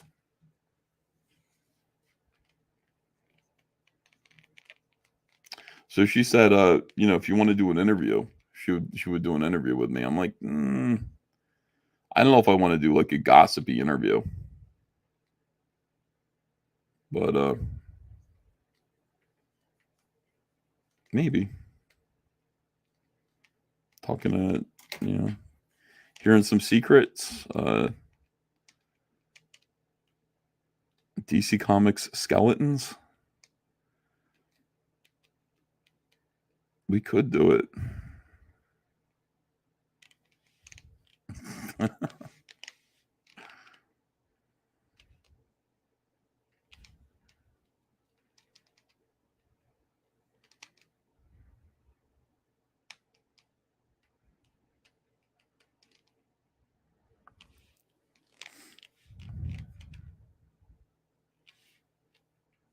lot of people would be like, what the hell? A lot of people would be worried about that. Jonah Nordman says, sad that people don't stand up then. What about the Didio news? Yeah, you know, we talked about that at the beginning of the stream. My feeling about Dan Didio working with Frank Miller is like, yeah, it's a good idea, but like I don't believe Frank Miller has anything else to offer. I don't think he has anything else in him. And I hate to say that, you know, but if the past 20 years is any evidence, I think he's pretty much done.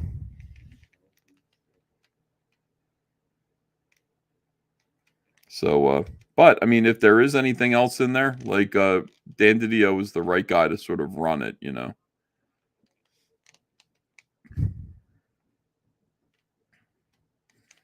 And I would like to see Dan succeed. He said, fuck Marvel over the weekend in Philly from this article I saw, Bleeding Cool. Marvel. CB Sovolsky tried to get a picture of Dan Didio in front of a Marvel Comics banner, and he just said, fuck Marvel. Waylon Todd says, I gay, I cry, you missed my chat. I didn't miss your chat. I feel like I've been reading them all.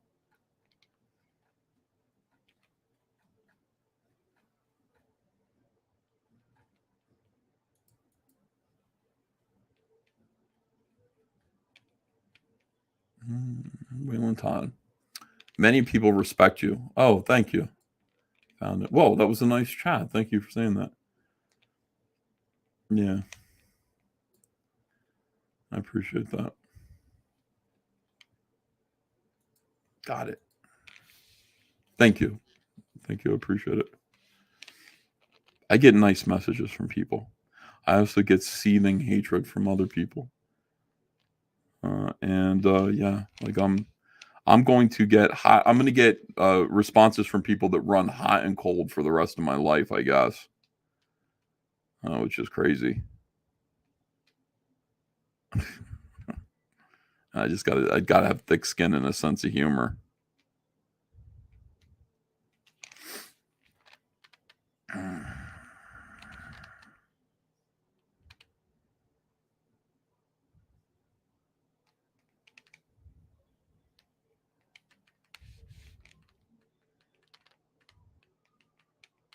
Man, thank God for Jeff Johns. But I mean, I will tell you this: I did as much for him as he did for me.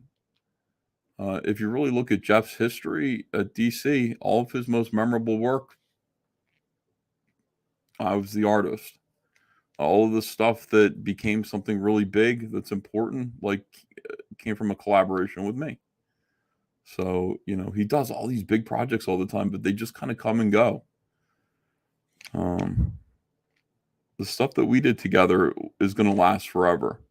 And there's no, you know, it's not accidental. Like we really did have a really good partnership.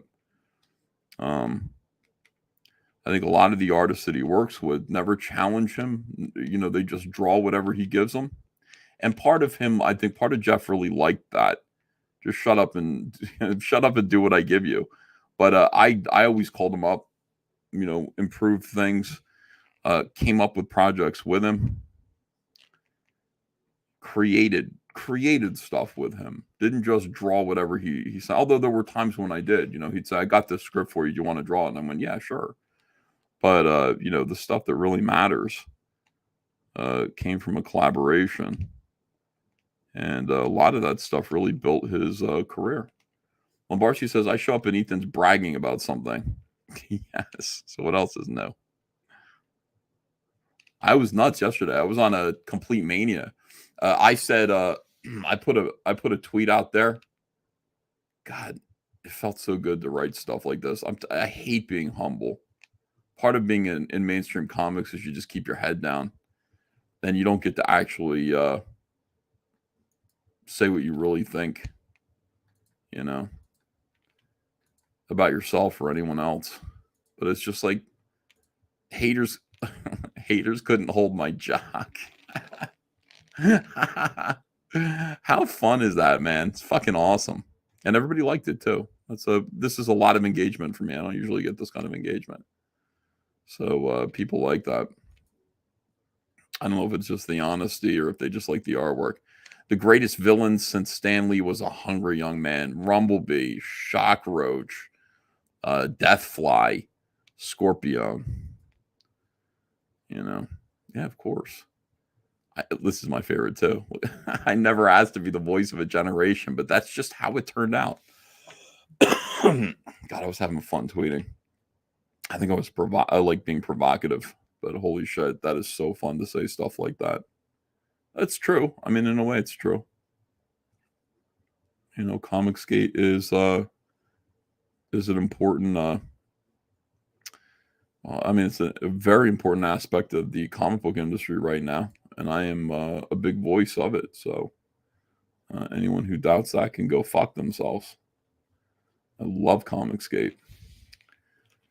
Let me see. EBS hasn't shown us how to draw a single tree, says Gable Pennyshaw. I shouldn't have told you that I was going to do that at the outset. I will do it. We're going to do this panel. I'm going to skip this and just go to... This is a long, intensive panel. We could skip that and go here. We could do that. You want to do that instead? I mean, that's just fine with me. Listen. All right.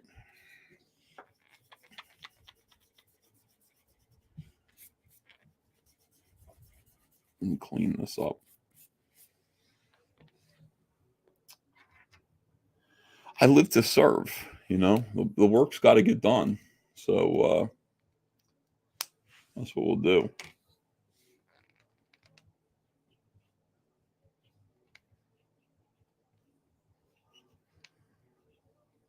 make the now originally I thought this should be more of a close-up, but I'm not going to make it. I want to have more dialogue in this panel. So I'm going to go ahead and pull back a little bit.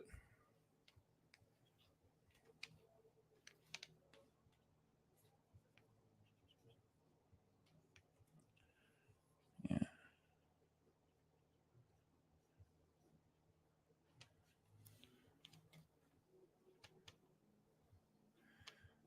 I like the Vespas because the ends of their arms kind of, they hinged inwards like this, and it's kind of effeminate.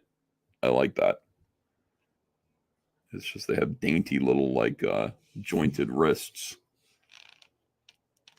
and it makes them seem more fey.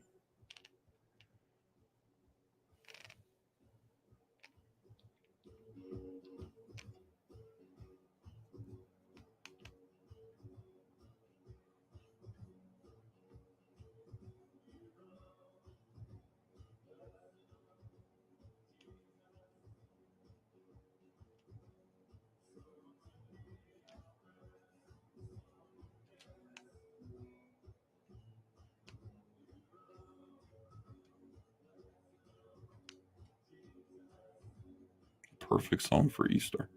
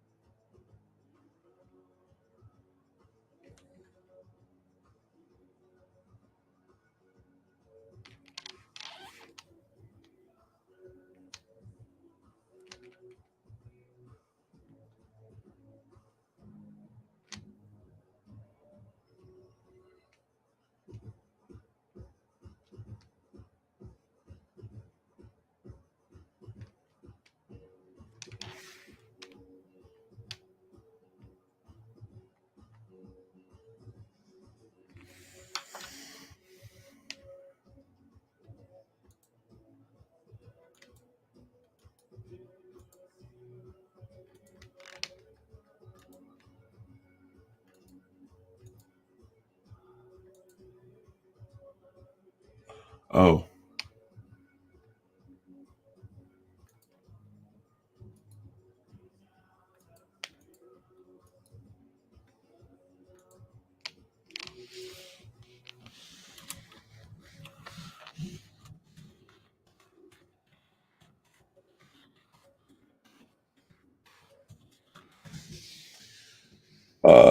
Magabats, thanks. What the fuck? Magabats sent me over Hut's comic book.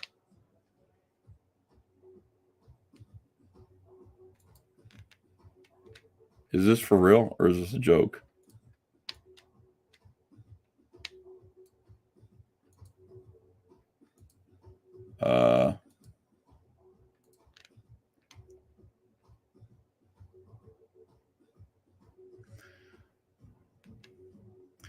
All right. Comicsgate is cursed by some very strange individuals who basically are looking over our shoulders and saying, hey, you're late. Bring back professionalism. Your books aren't as good as the mainstream.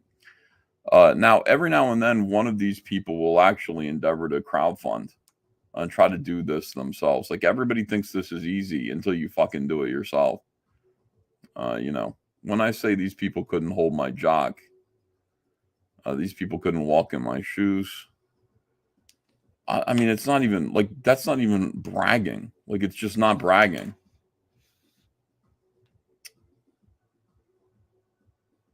Humpacut, who makes a couple videos about me every day.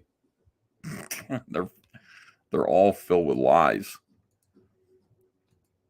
And he blocks me on social media, so I can't respond to them. I can't set him straight. So clearly he is a one midget smear campaign. Otherwise, he would let me respond and set him straight about things. Is doing his own comic book. He's thank you, MAGA Bats, for sending this over. So I guess this is art from. What do we have here? What exactly is this? So we've got a Sentinel. Hold on a second here. Is there a way that I can? Is there a way I can switch this around? No? Okay, I guess not.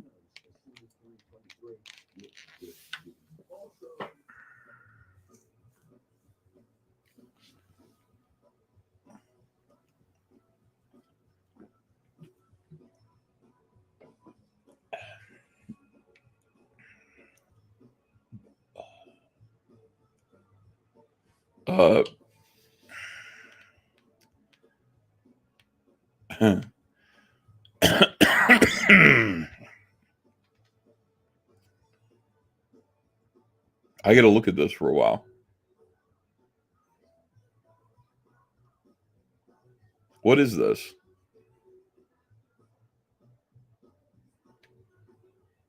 Like what? Like literally, what is this?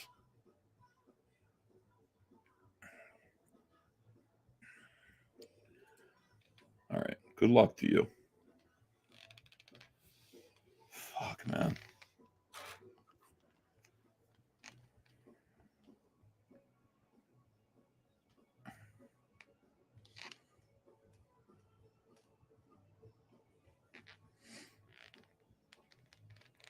It's like the people who oppose me are literally retarded. I mean, they're just literally retarded people. And I don't know. It's striking how true that turns out to be every single time. Oh, God.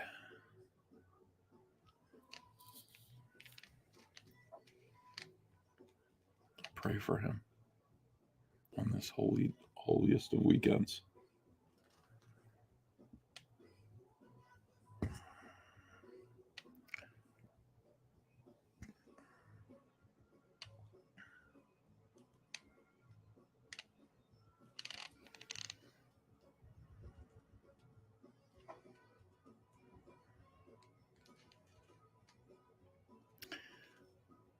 I don't get it out on time, though. It's going to be on time.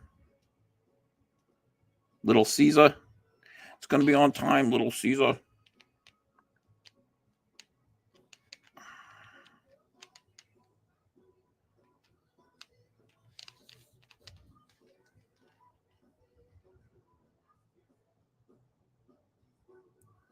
The Vespas have like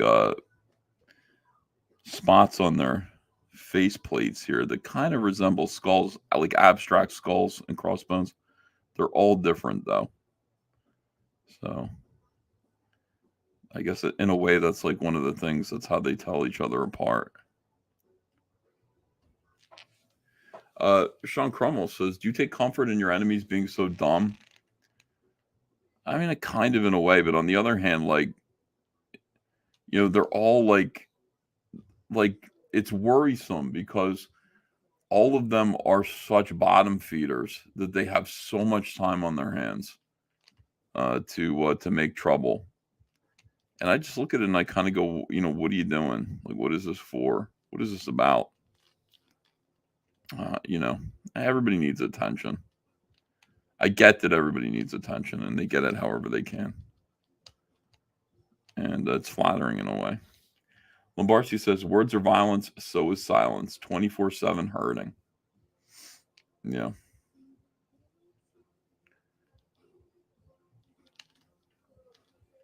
I mean, that is the reality, though. It's like, people are like, please notice me, and that's, everything is either, everything that people do is either, words of love or a cry for help. That's one of the two. And it can all be boiled down to that. Like, people's behavior, my own, your own, cry for help in a lot of different ways. And I would say, like, Comic Book Hut's entire channel is a cry for help. So is Vickyverse, DA Talks, cry for help. Please help, please. And then you find out why, and it's like, God.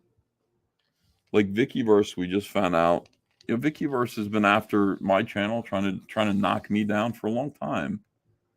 And we were in the same lawsuit together, and so the circumstances of her life became public, and it's just too awful to even. It's just awful. And you just go, okay, so like, you're in tremendous pain, so you sit around trying to hurt me. It's like, wow. It sucks. In a way, it sucks. Like, I guess I'm meant to deal with it, though. And I will deal with it cheerfully.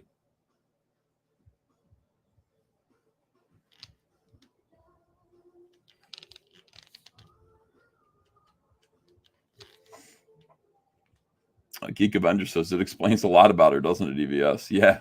Do you know what it is? You know what I'm talking about? Shit.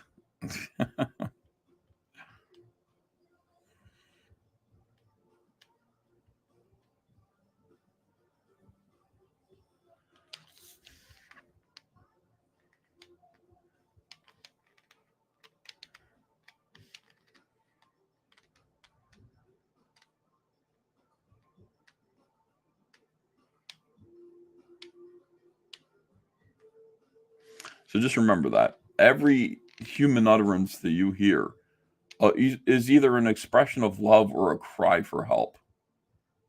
One of those two things. And you'll hear it in yourself, too. Christopher Gorey says, I found it very touching that Cecil offered to pick up the tab on a couple of pizzas if you and Andrea fulfilled cash grab. What a guy. Yeah. Like, I really didn't.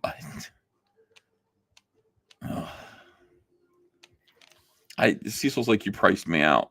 Like, good. Holy cow. I mean, we would have done it, but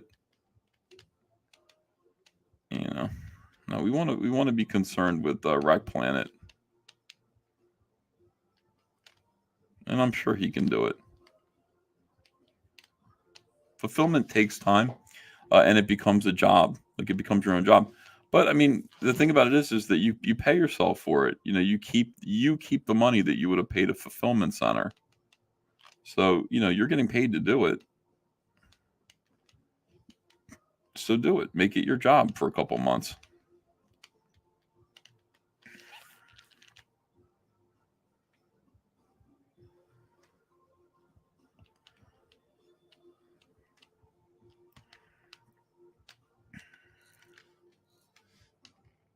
Some degree of Sundance says, I want my fucking flask. Yeah, I got mine. And it's custom. It has all caps comics on it.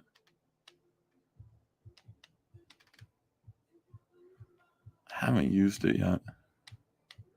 I don't know where I would use it, like church, like.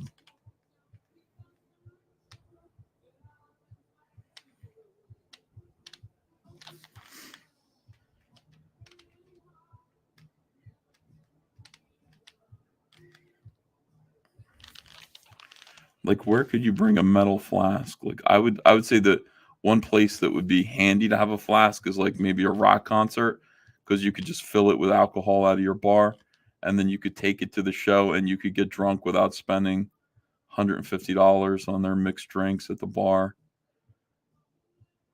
but you have to go through a metal detector, so they would find the flask. You couldn't bring it in.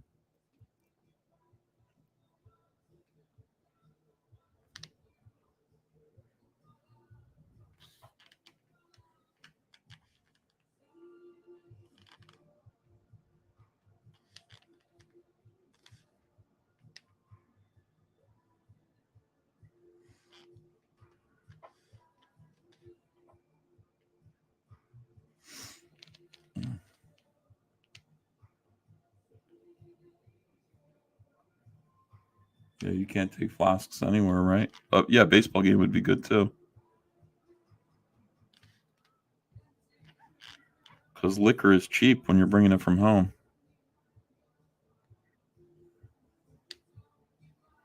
And can you put it in your car? Because it's technically, an open container. So if you get pulled over and cops find it,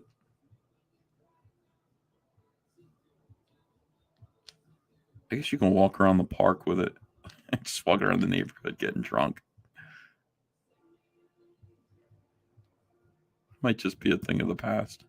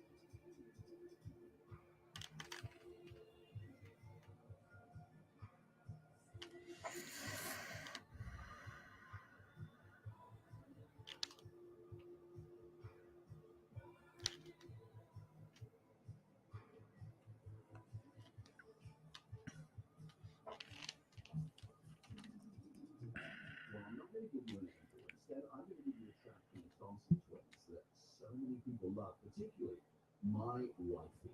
Quite often she'll walk past the home studio when I'm on the air and hear me talking about the Thompson Twins, and she goes, "Why don't you play that song from the Thompson Twins that I love?" And I'm like, "Oh yeah, I'll try, and then I'll put on something like King for a Day or whatever, Hold Me Now." But this is the one she loves, and I bet you love. Better not be Dr. Doctor. Yeah, this one.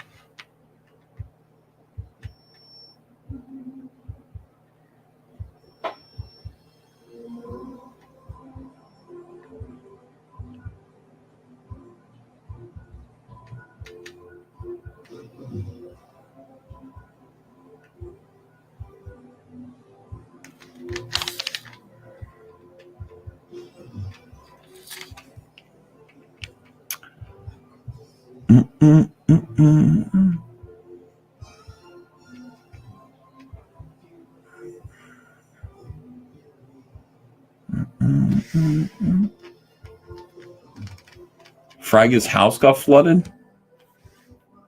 What?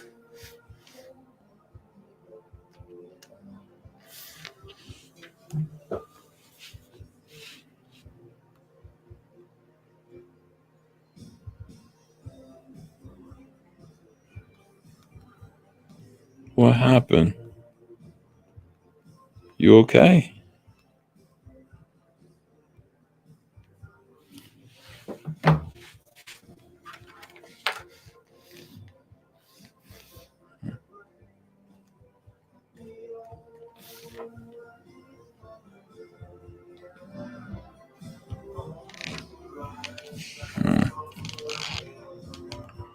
Yeah. Yeah, this is actually good Thompson Twins.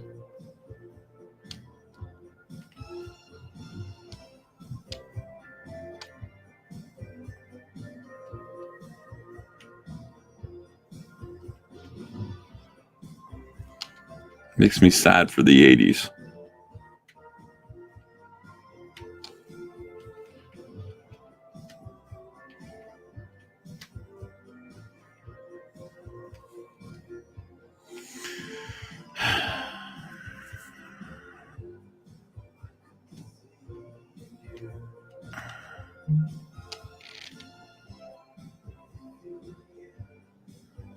Oh.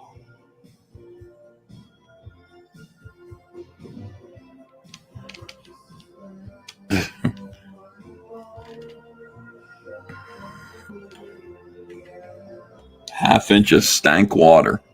Sewage pipe.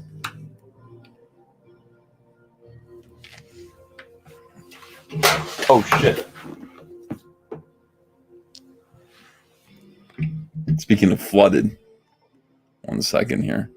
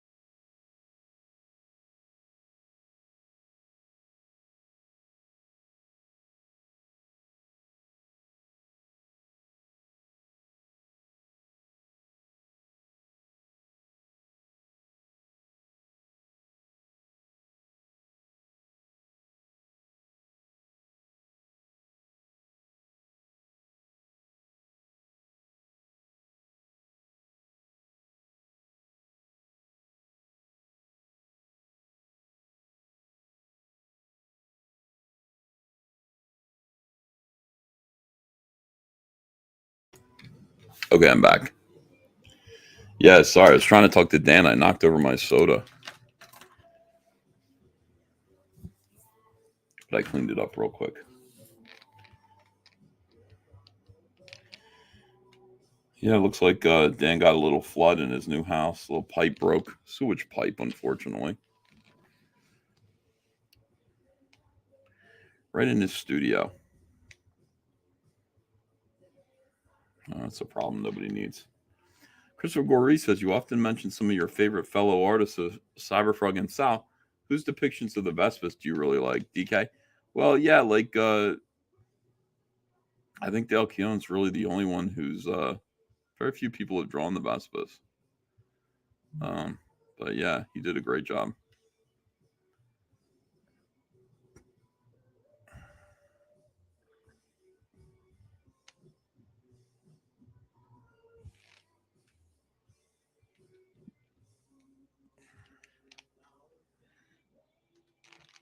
Ziggy played guitar.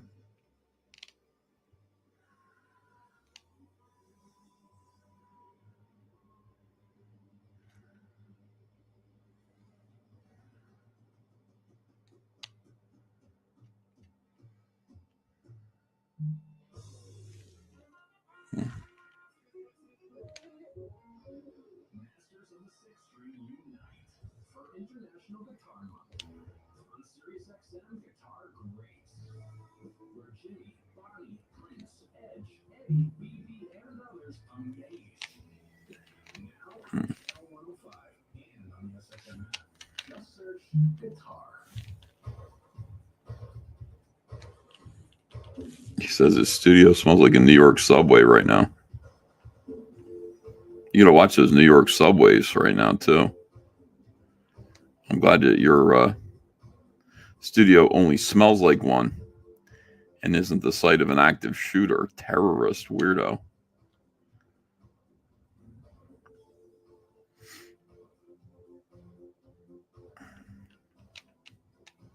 Yeah. I feel so extraordinary.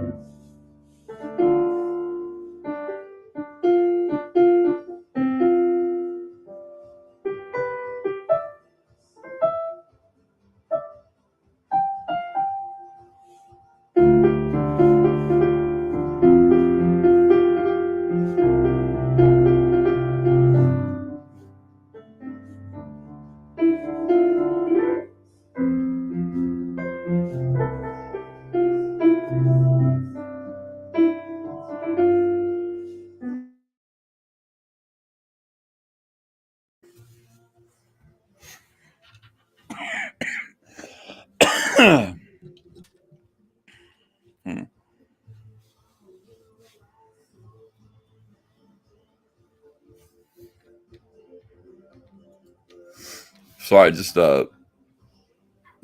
take a minute. Whenever I hear something I like, I just want to figure it out on the piano real quick. And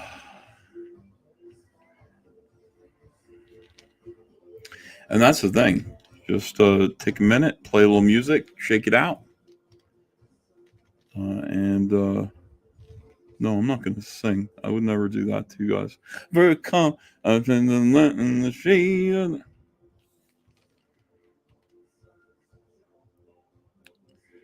Don't worry, guys. You got to trust me.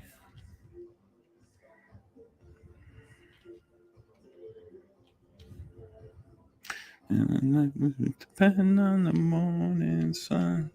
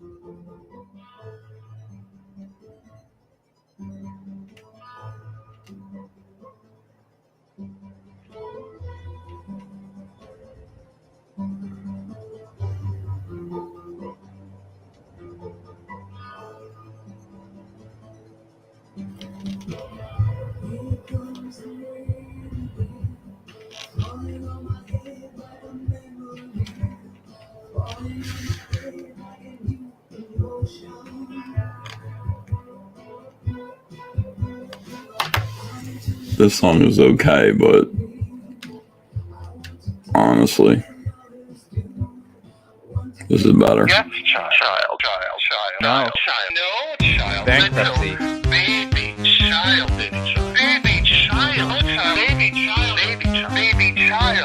child. Idiot. Little infant baby child. Child. Baby infant stupid child.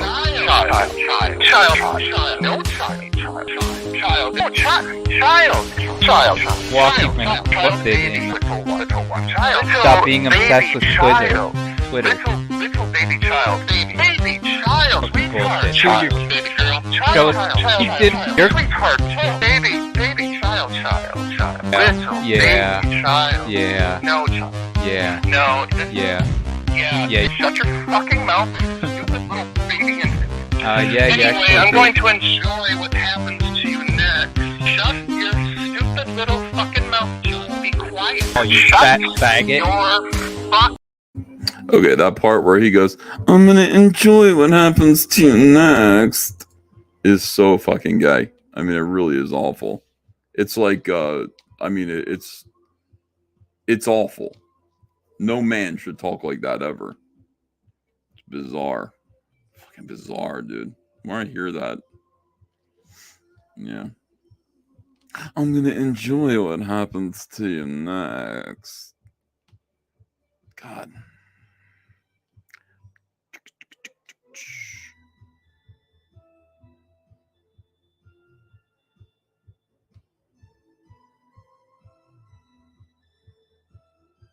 God, it's weird. Cecil says, I thought he sounded fine.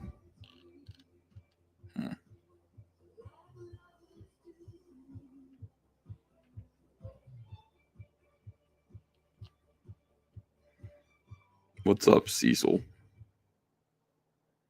Stupid baby infant.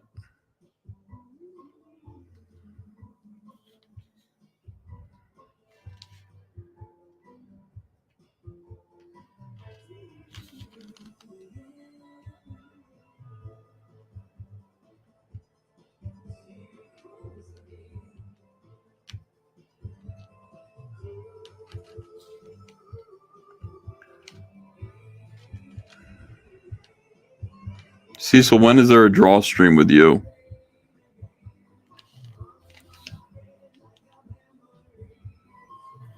All right, let me just finish this outline of this character here.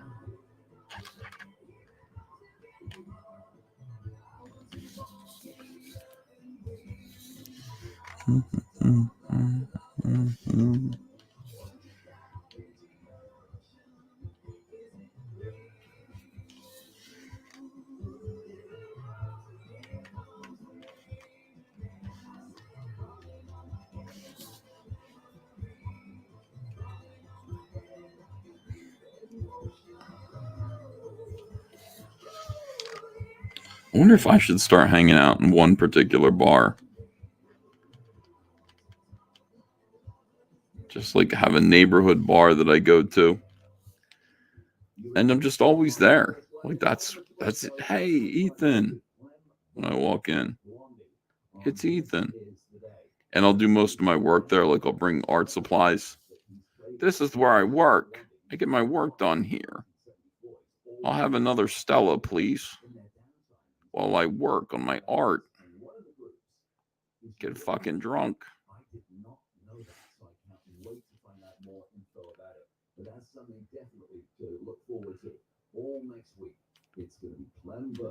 You'll know where I am.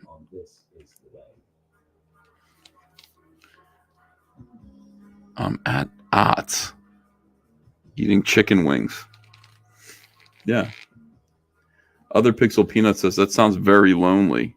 It does, right? Like, I never lived like that. I never lived that lifestyle. I never had a bar that I went to.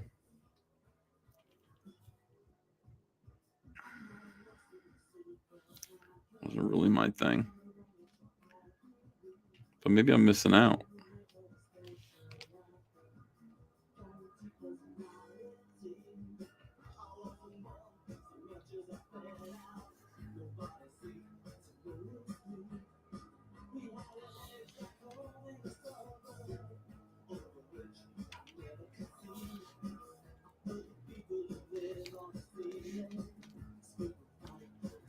I did complain to Andrea today that I do not get to get drunk or drink as much as I want to.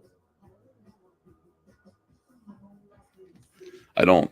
I can't. I've too much responsibility. I don't get to do it. And when I do it, it's special. Oh no, when I do it, it's like on Comicsgate Kings. I get to drink and then try to run a live stream at the same time. Oh, responsibility. It's just added. I don't get to just be like, you know what? I'm gonna fucking pass out on the couch tonight, drinking, watching TV. I'm gonna watch gangster movies tonight and just drink myself stupid, babe.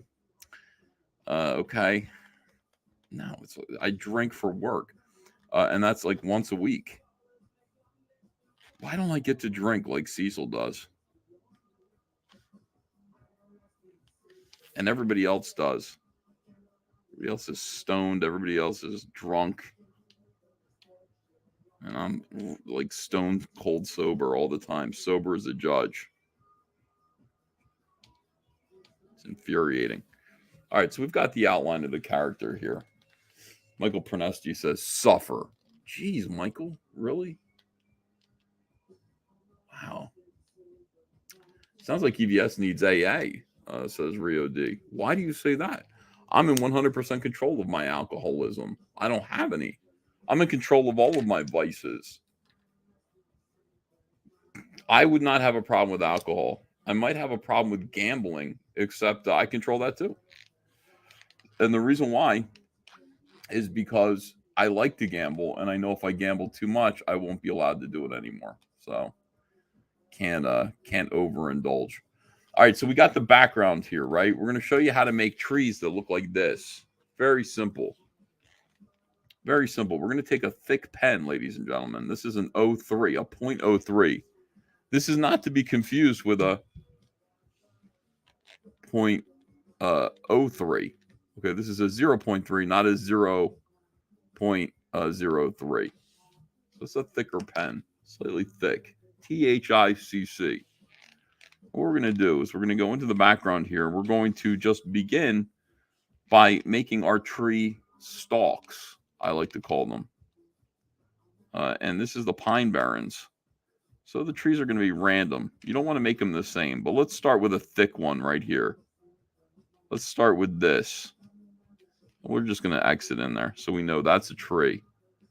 And then we're going to do another one, but it's going to be thinner because we want to have a little variety here. This tree is either thinner or it's further away. One of the two.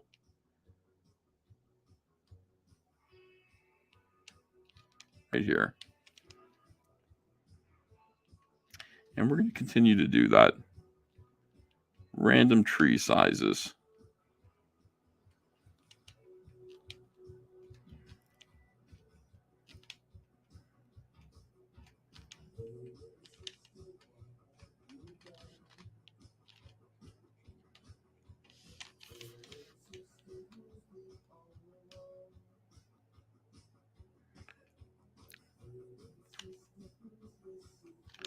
We're going to kind of take care to place the tree in a place that doesn't create tangents with the character in the foreground. See how like we have his antenna? We want to have his antenna in the tree. We don't want to have the tree touching the tip of his antenna. We want the antenna fully in the tree. Let's do another little one here. Like this. And then again, we're coming up on his head here. So let's go ahead. Let's give a little room. And let's do a big one right here.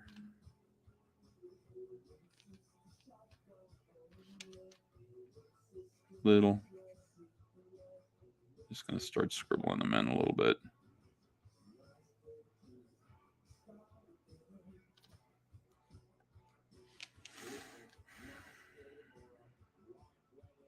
This song is racist.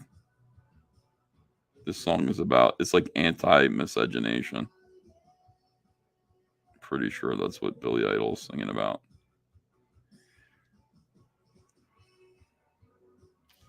In Excess was like, dream of black boy, dream of white girl, wake up to a better day. And Billy Idol was like, it's a nice day for a white wedding. Same shit, same time.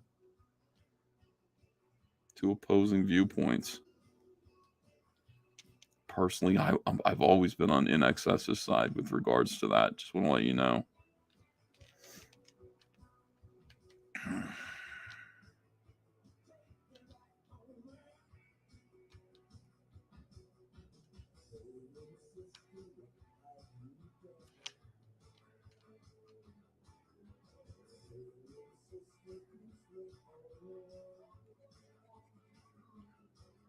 It's always something to think about.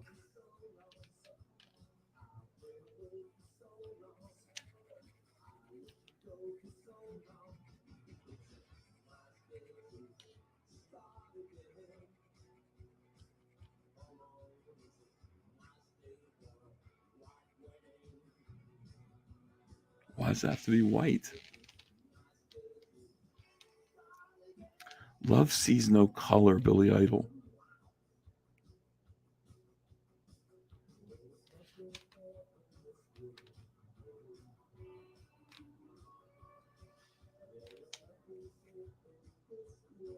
I'm going to draw a tree leaning over a little bit.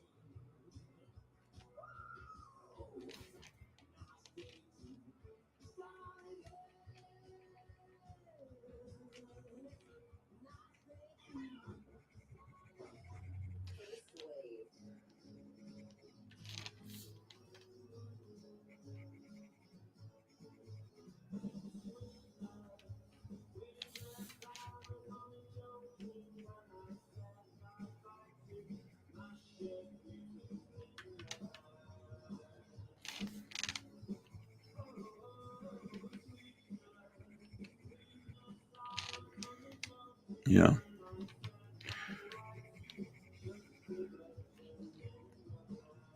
I wish Charlie's London was in here, but she's not. Hi, Charlie's. Charlie's London, of course, will be launching Charlie Chaplin Book 2 pretty soon, or the sign-up sheet, I think. Charlie's, you can correct me there. Is it the sign-up or is it the actual campaign? Everybody was very happy with the first one. Don't miss the second volume.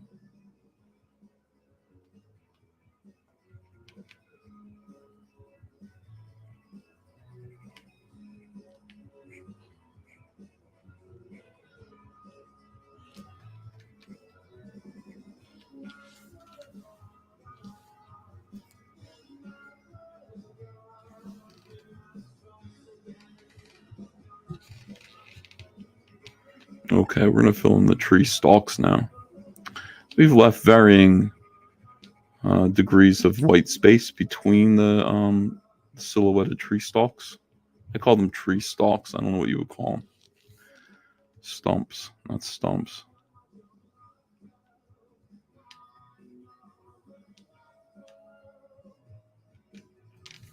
And people are like, thank you for rolling your eyes at me, past Master Dan.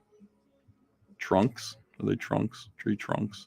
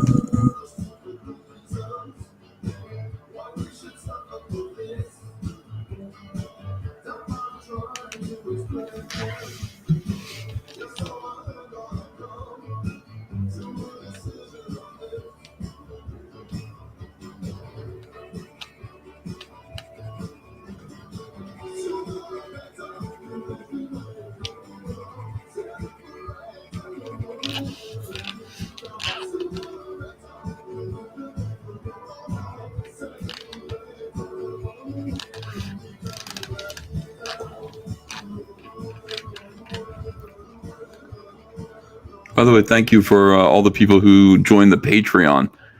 Really appreciate that. We got a bunch of new patrons. And you're welcome to join too. It's not too late to join. And for $5 a month, you will get access to whatever the hell I post there, which is interesting and apparently intensely personal. Also, you will receive occasional trading cards. We are shipping out right now. Do I have any over here? Yes, I do. Right now, we're shipping out this. $5 Patreon patrons will receive this. Let me open one of these up. And you'll be so thrilled. These are exclusive to Patreon. Cyberfrog Artist Run Cards 2. Artist Run Cards 1 already went out. We have more of those. I'll figure out a way to distribute those to people. Kelsey Shannon. Oh, they're stuck together. Oh, no, they're not. Kelsey, they're just thick. Narwhal. Stefani Renee. Carlo Rowe. Andrew Huerta. Another Stefani Renee. Shane Davis. Carl Stefan. Kyung Lee. And you flip them over. And when you put them in your binder, in order, you will find that they make a lovely puzzle. So you flip the page over and you will see a beautiful shot of the Our Heroes cover. Let's see. And it looks really good in your Cyberfrog card album. Sound on the Android. So awesome.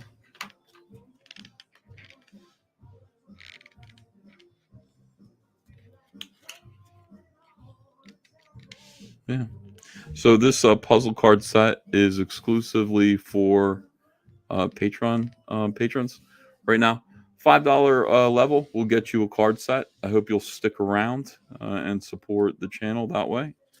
I'm not going to do another 9-card set. I don't think so because it's just too difficult. But I will have exclusive single cards for Patreon patrons over the course of the year that are only for Patreon. So thank you for those of you who did join. Expect your cards to go out within the next 7 or 8 days at most. Some of you are going to get your cards tomorrow, and you're going to be like, what the hell? Yes. I love it. I love shipping things.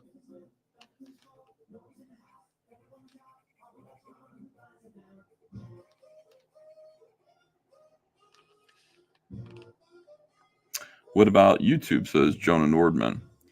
The latest YouTube card was card P21. It went out already. I think it went out last month. And I hope you received it. If you are a YouTube channel member and you did not receive one, how do I get in touch with you about that?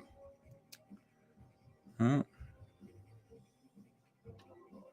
me think about it. I don't want you to write to Andrea because I will send it out. Andrea's busy shipping something else. She's busy shipping Cyberfrog Blood Honey boxes in eBay. So it's not really a big problem for me to just throw in an envelope and send it out.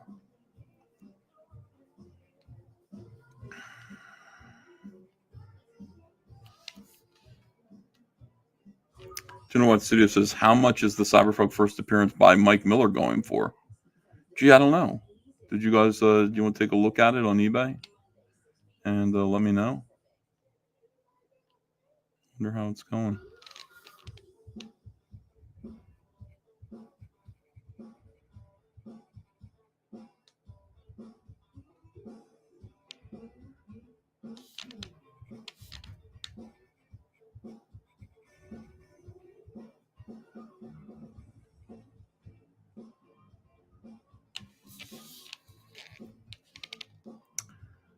eBay has a few if you missed the past ones. $20, says Aaron Booth.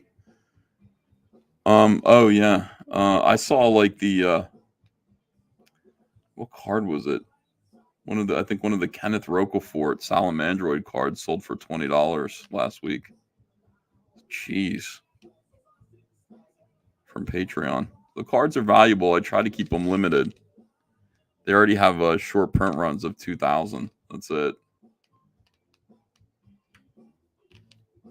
And again, you know, there are people who are arriving to Cyberfrog every single day and who missed out on some of the stuff from the past. I wanted to send what's this here? Oh, we got Vespa's cards. It's card V1 of these. I found a little stash of Rumblebees. These are hard to get now. I think I'm gonna pack up 2 of them and then just give them away as gifts. Rumblebee cards are like out of print now, or we're sold out. But I did find a few of them.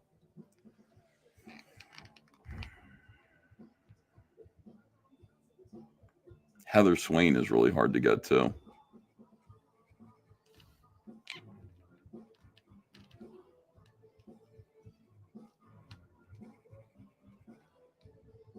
Shout out to Comicsgate UK in the chat. Hello, guys.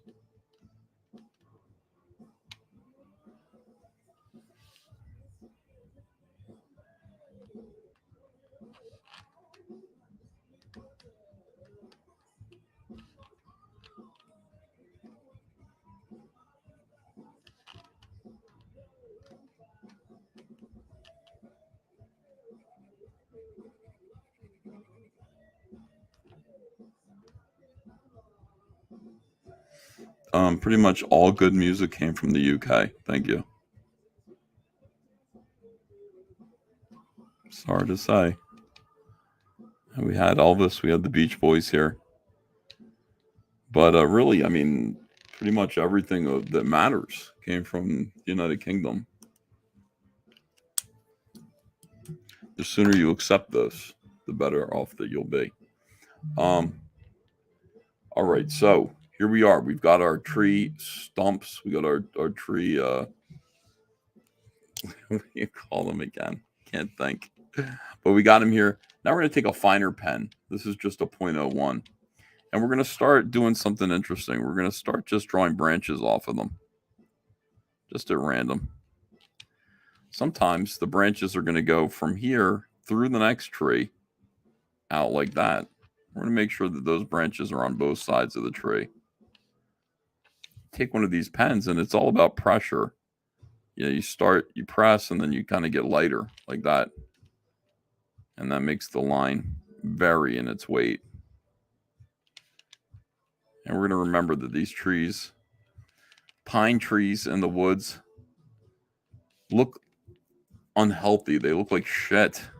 God, I would love to do a really good issue of Cyberfrog where the backgrounds were just photo referenced. And I really worked on the flora of the Pine Barrens. Because every time I go out and look at it, I'm just awestruck by it. I want to draw it like that. It's so random and it looks decaying and it's just so beautiful. It's hard to really put it into words, but I look at it and I just go, wow, there's like erosion at the base of that tree where there shouldn't be. It looks great.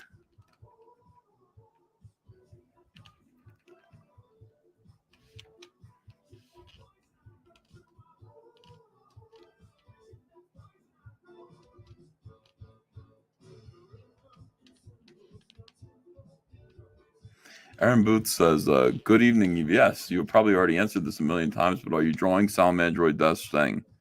Yes, it's ready to go. Yeah, I'm doing it. I'm doing all of it. Everything in the, well, except for Heartsick Horror, which is also ready to go. It is E.J.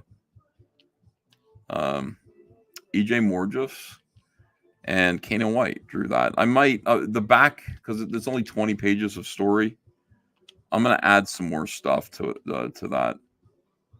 Pinups that I have lying around to fill it out a little bit, because I want to make it a 32-page book. I want to make it the size of a Marvel or DC comic, and I really want to, like, I want to do the quality of a Marvel or DC comic. I want it to be a ragtag comic book because it's a freebie. I want to see what it's like to spend 50 cents printing a comic and just make it look like that.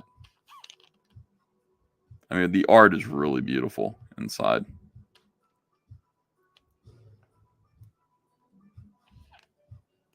And Heartsick Horror comes free to all backers who back Wreck Planet. Not Death Sting. Death Sting people get Amphibionics #2, which is also in print and ready to go. Everything's ready to go.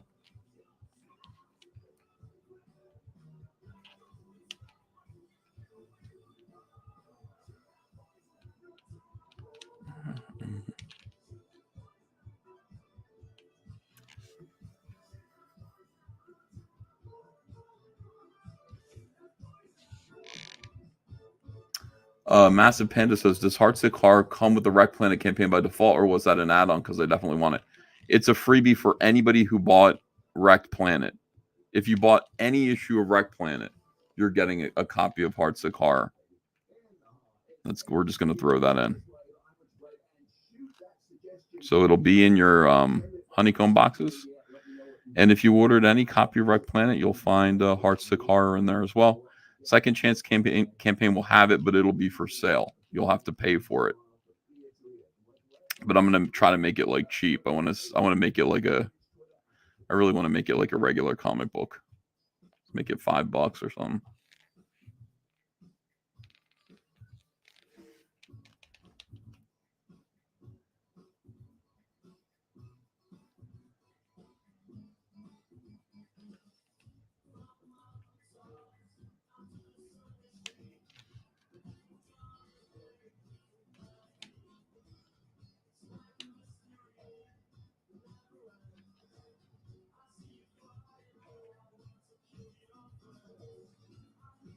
Okay, so we're still doing in between our branches here. I just went and sketched in another tree, skinny one there. Just do whatever feels right. Men in USA never travel; they buy guns, says Waylon Todd.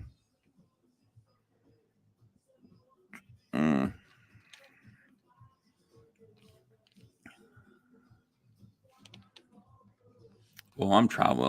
I'm gonna go to Florida in November because we need an excuse to go there. I want to take Ava to some theme parks, not Disney. And then go to Gangster Con. I want to go to Sopranos Con in Miami.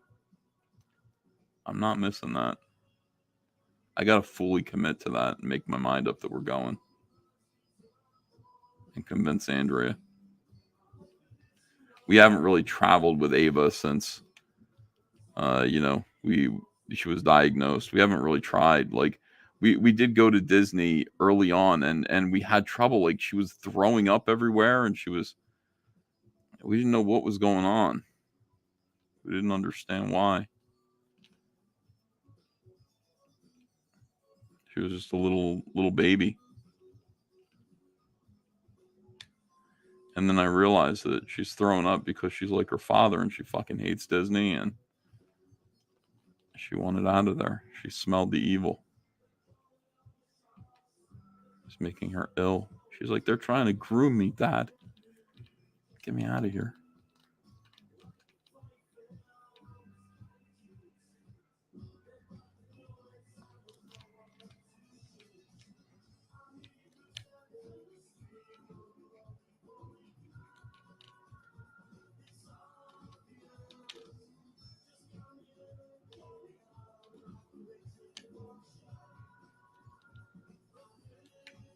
Yeah, Universal's better. I love Universal.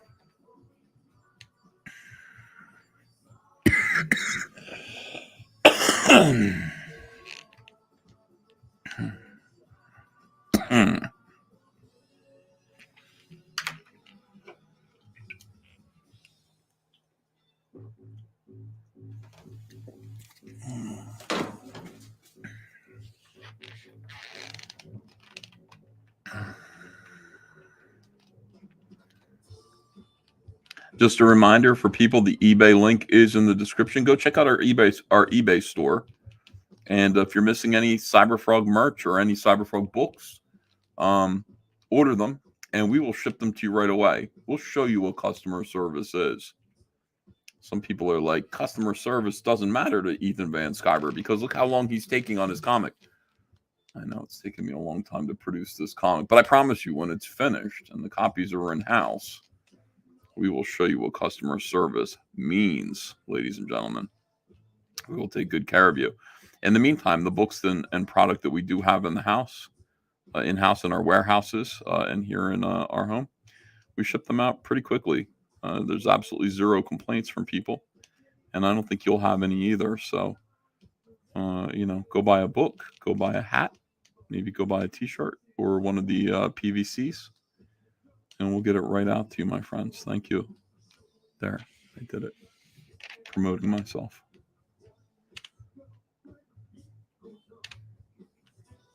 And we'll have some flash sales tomorrow. I'm gonna create a good flash sale. Like in one of the green bags, it's gonna be stuffed with like a T-shirt, a hat, and some books. I'm gonna make it a really, really good package.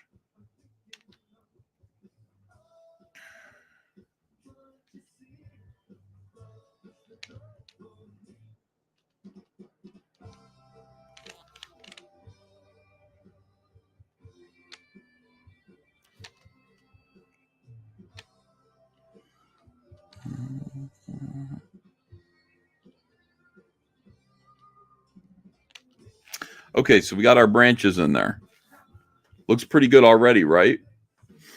Okay. Well, it's not done yet because now what we want to do is we want to create pine leaves. We want to create pine branches with pine on them. Okay. That's what we're going to do. We're still going to stick with this pen. But you know what? We could just move over to a finer pen. We could move over to the 005 if we wanted to. We could do that. What did I do up here? I think I just stuck with a pretty thick pen. All right, so that's what we're going to do. We're going to just choose this area up here for no reason. And we're going to do these little tiny strokes that look like this. Like that, okay? That's what we're going to do. We're just going to place them in random here, kind of in a little bit of a straight line. Like that, okay? We're going to do some down here as well. What we're doing is we're just creating like pine. We don't want to fill it. We want to leave some sky behind there. But we do want to do enough of it so that we can see that it's not just bare sticks. There's also some stuff. Some pine needles, some leaves that are being silhouetted in the dark. And we're going to work around our figure, which we will go back in and detail. We'll detail this figure up later. See that? See how we did that? Comic Book Hut, if you're watching, and I know you are, maybe you can utilize this for your comic, this technique.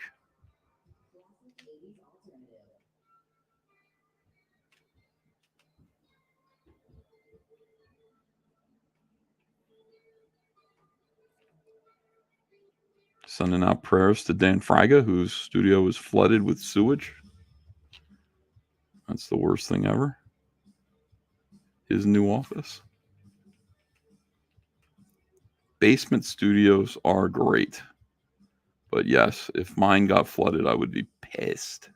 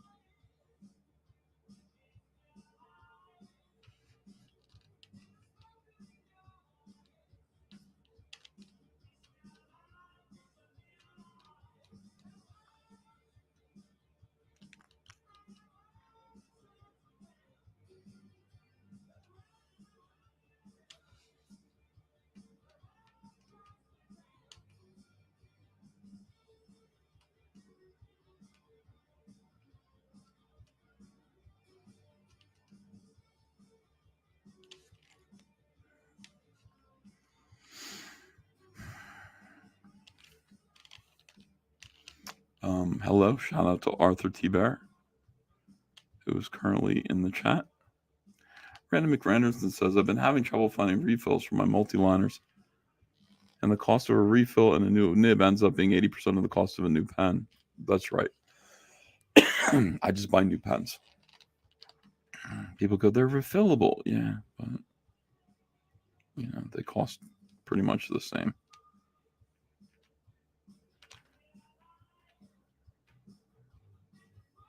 When this is out, I'll throw it away. When the nib dies out, when it's just no good anymore, I will dispose of it.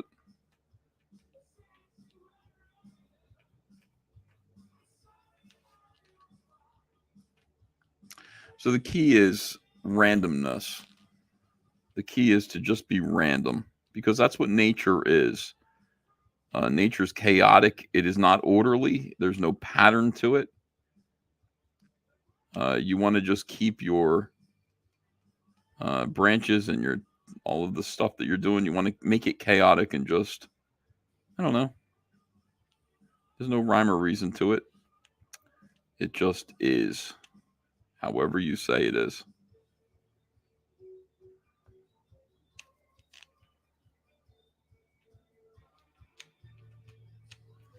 I'll just put like a few here because, yeah, this part doesn't have as many branches.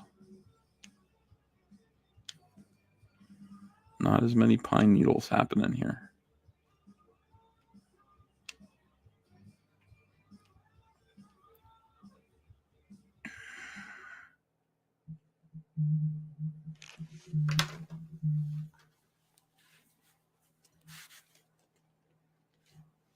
Hunter, what's up?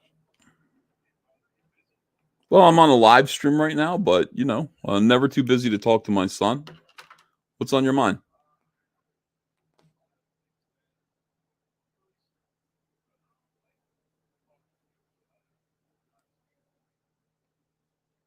What? You want to come over here?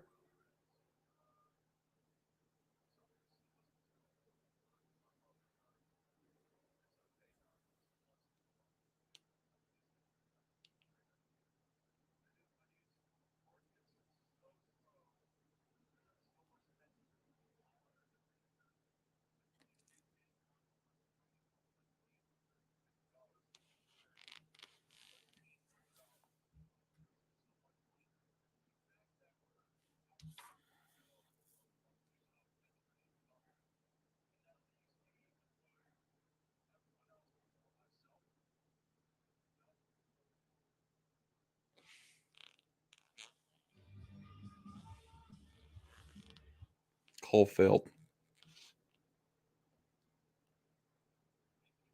Yeah, where are you? Why did the call fail?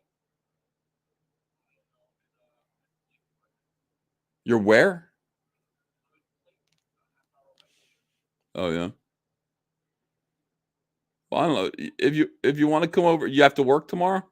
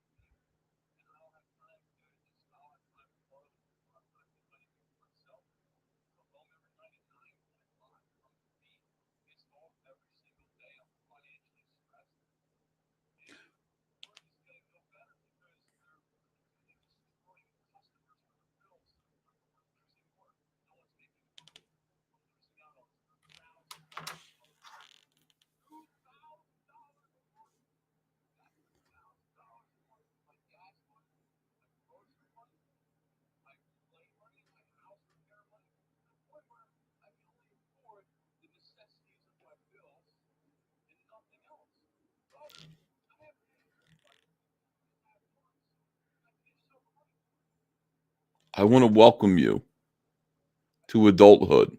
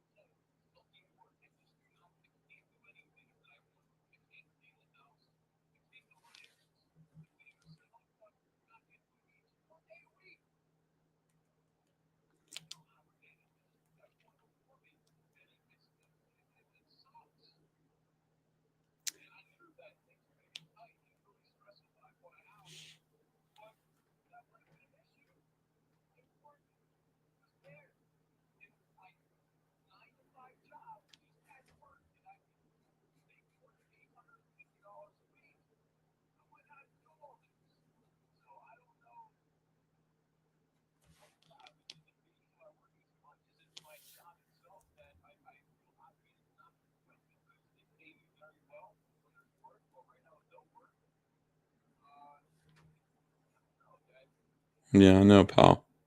It was fun being a kid, huh?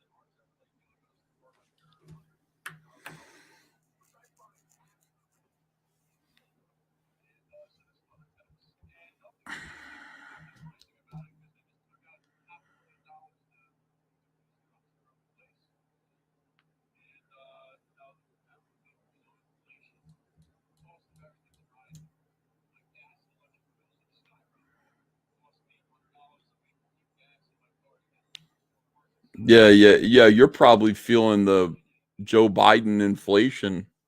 Can you hear me? Uh, You're just talking, and I'm trying to talk to you, and you're not listening. Can you hear me?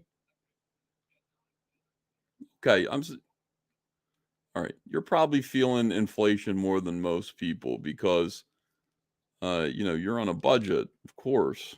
You've limited resources.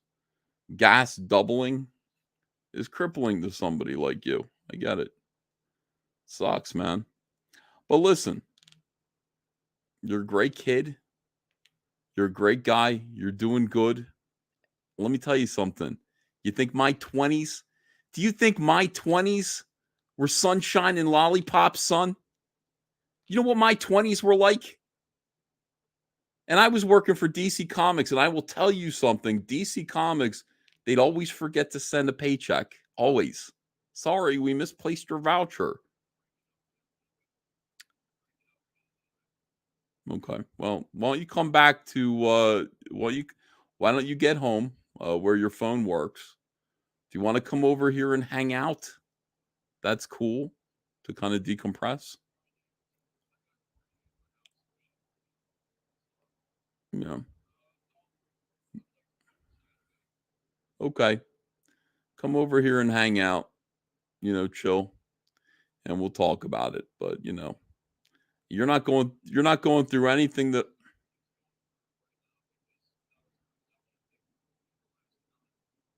yeah, I know, pal. you you're 23 years old. You want to make six figures at 23. It takes time, kid. It takes time, dude.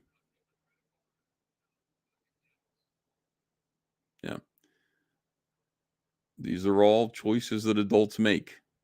Sucks. It sucks, man. But it is the way it is. Yeah, listen, I'm always here. If you need anything, come over here, and just hang out and chill. We're here for you, to listen to you or whatever you need. You want to come over here and eat dinner? You want to come over here and raid our fridge anytime? We got pasta. We got steaks. We'll take care of you. We'll feed you. Okay? All right, buddy. I love you. Get home safe. Get to sleep. All right. All right. Talk to you later. Okay. Love you too. Bye-bye.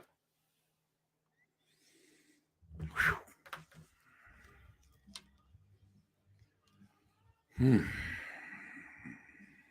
telling you. Your 20s suck. They just suck.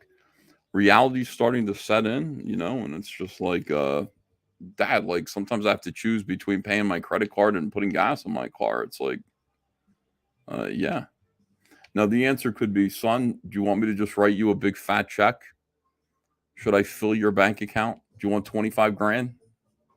Here you go. But I'm not going to do that.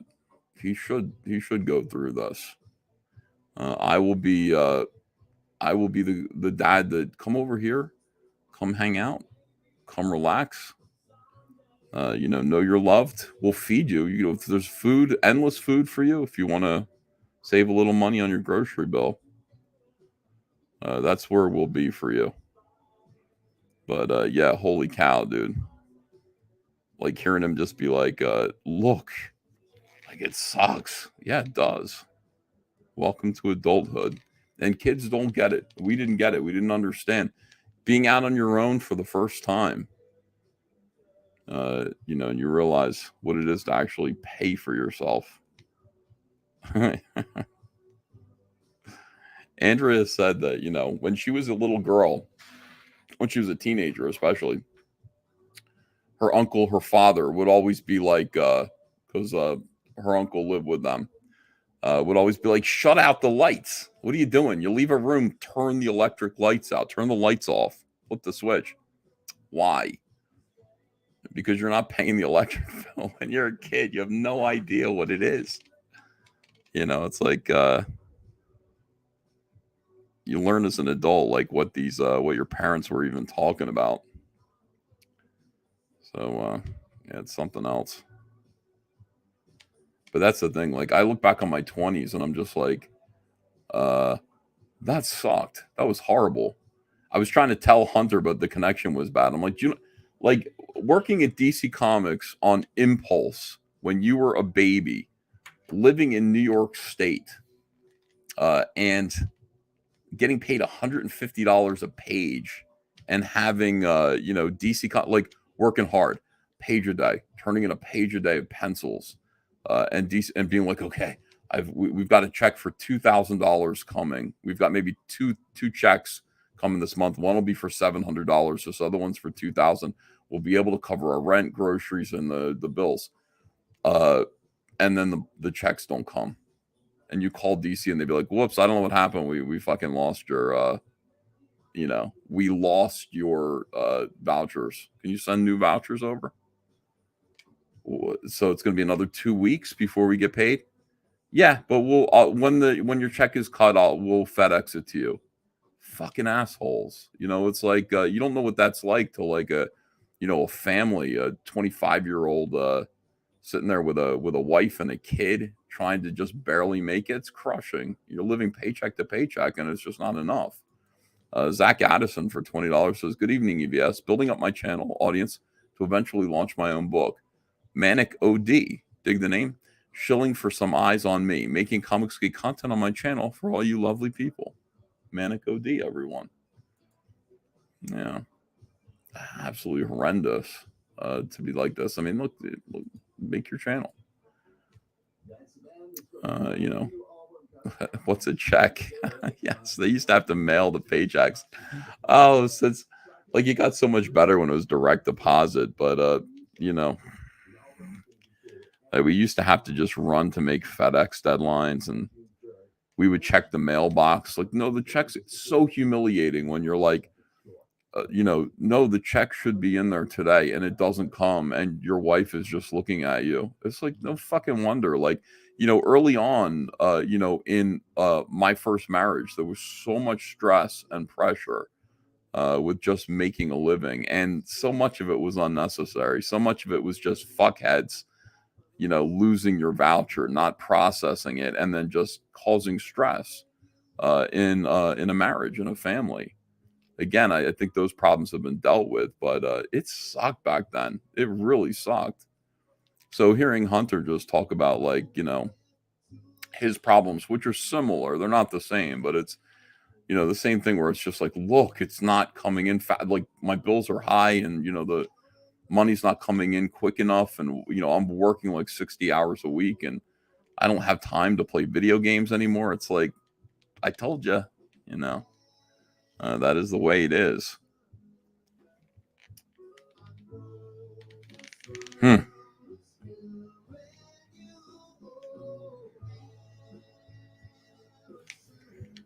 I'll put them to work here. You want to come over here and make a living? You can pack some of these cards up for Patreon. Yeah. It's the way it is. And life gets better. Here's the thing about being in your 20s. You're the best looking that you're ever going to be. So get out there. Enjoy it. I did not enjoy it. I was too working. I got married real quick.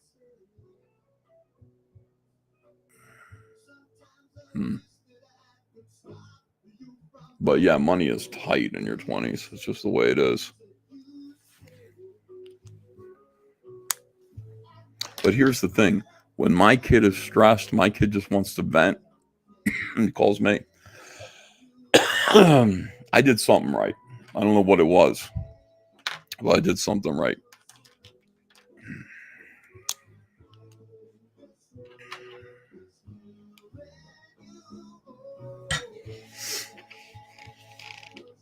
Ghislaine Leduc says it does not get better. It does. It gets better.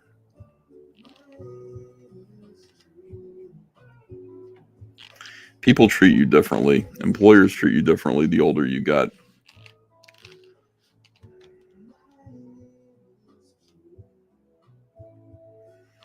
But no, I learned how to dominate at DC Comics. I was making more money than almost anybody because I'm smart.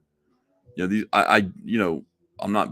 Well, I'm better than a lot of people over there, but I'm just smarter than them too. And I made a lot of money. I knew. I was like, how do I maximize my earning potential at DC Comics?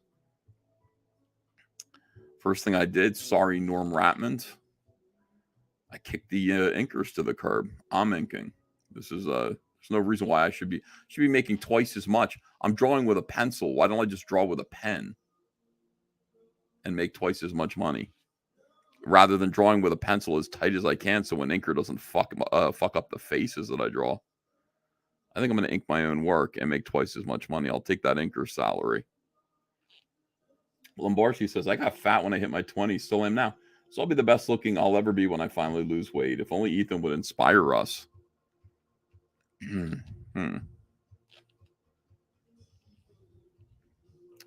What, to like lose weight? Why do I have to inspire you about every aspect of life?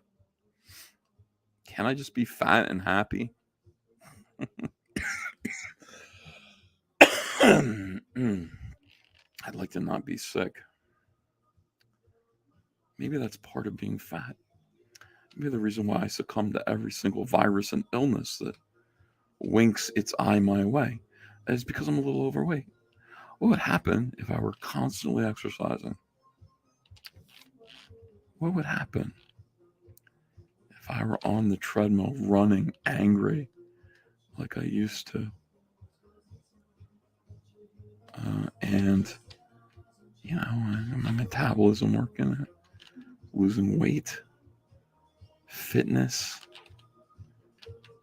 In my own home, I didn't really go to a gym because I didn't want people to see me sweat and be in pain. So I worked out at home, and it made sense to me.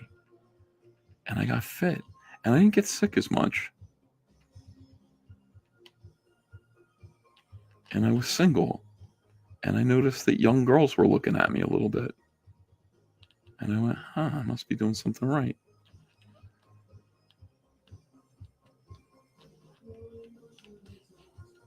What if I did that again? Except for the young girls part.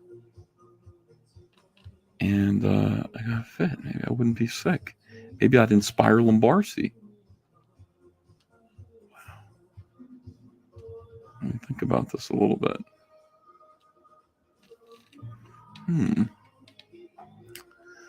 Sheila Alien says, that's called science fiction. Oh no, Sheila, it was true. It was true. Had a good time. I was single for about a month or two, and I did have fun. It was weird.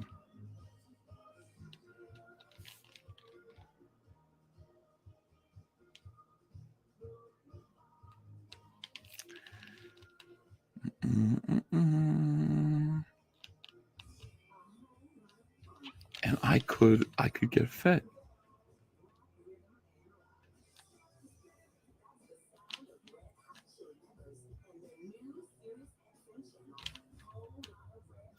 What if I set reasonable goals for myself and didn't get discouraged?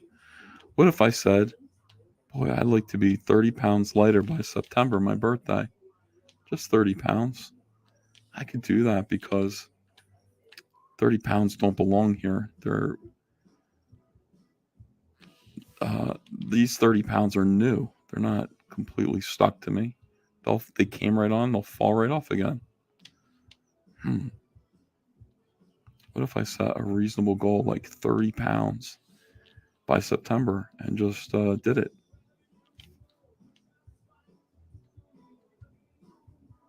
I bet I could do that. And I'll bet Lombardi and my other fat fans would be very impressed. Seeger Ryman says, during streams, instead of shots, do push-ups. Trevor Bruce says, sounds delusional. See that? All right, maybe you're right, Trevor. Probably couldn't do that. Probably couldn't achieve that reasonable, small goal. Why be self-determined? All right, Trevor. Just let that Peloton sit there. Sit there and stare at me. Any ladies in the chat? Chubby chasers? Well, we got a lot of chubby guys here.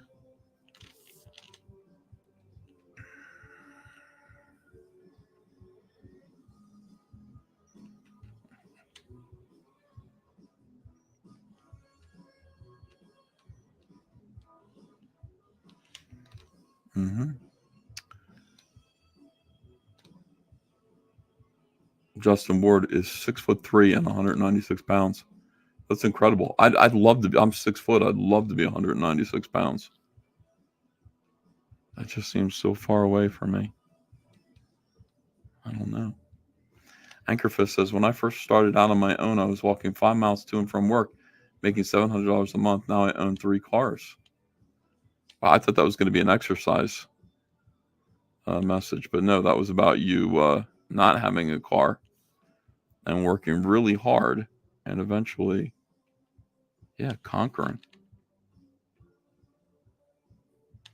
Hunter's got to be patient with himself. He's got to be patient with his life and just understand and set realistic goals for himself like his father does.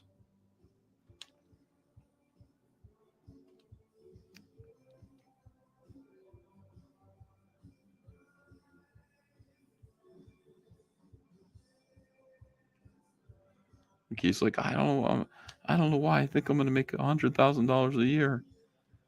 It's like, who makes $100,000 a year at 23? Very few people. Very few people. It just isn't a thing. That's not a realistic expectation of yourself. You'll get there. Just be patient. Understand that money is going to be tight, especially with Joe Biden in the White House. That is reality.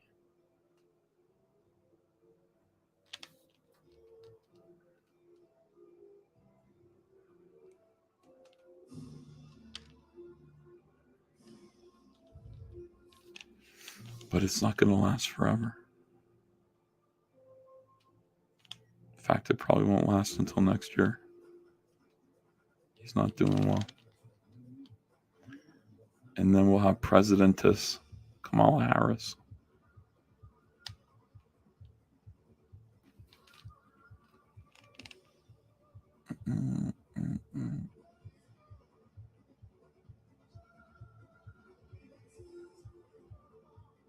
Justin Ward says, I only own 1 car, but it's nicer than all 3 of yours put together. Really? Mine? All 3 of my cars?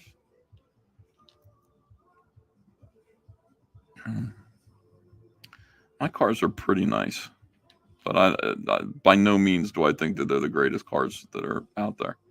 I'm going to get a Rolls Royce. I told Andrea I will be driving a new Rolls Royce Phantom. That is my next car. She said, holy shit. I said, yes, indeed. Anchorfist says, I lost weight too. I went from 290 to 160. Wow. Oh, the Super Chat guy. Okay. Yeah.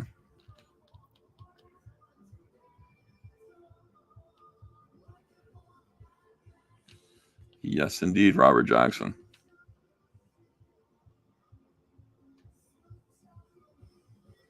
That is my next vehicle.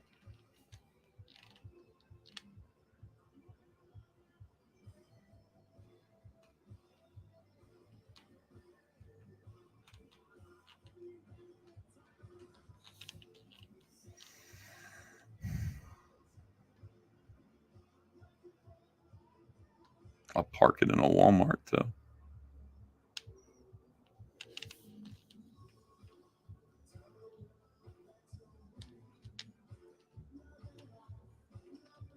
Can you imagine my fat, bald ass getting out of a Rolls Royce Phantom in a Cyberfrog t-shirt? Nice. When you get lost between Walmart and Kitty City and Party City, the best that you can do is eat an entire bag of Doritos by yourself.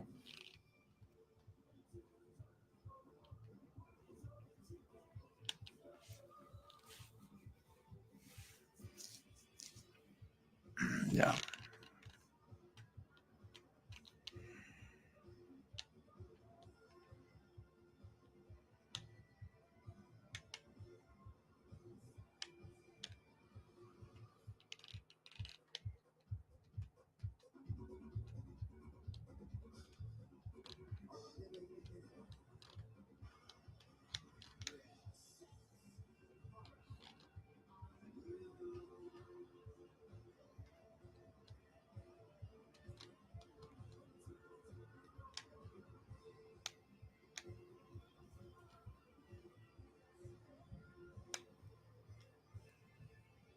It's shout out time to Rupert. I don't think I've ever had a shout out for anyone called Rupert before. But hey, Rupert, listening in Raleigh, North Carolina, he was wondering if I could please. Crude Quotient says, do you have all the Cyberpunk mythos background figured out or just make it up as you go? I know it all. Absolutely. And I'm hinting at it. I'm hinting at the end of it and as I go. Little subtle hints. And then maybe make things some new things that I decide, but yeah, the entire story where it ends. I already know, and I know everything about Cyberfrog. I haven't officially decided what his alien race looks like yet. They appear in Cyberfrog 0, but they're like kind of rhinoceros, elephant people. That's not what they're going to look like. I'm going to redesign them, but I need to think about it a little bit more first. Pyridonians.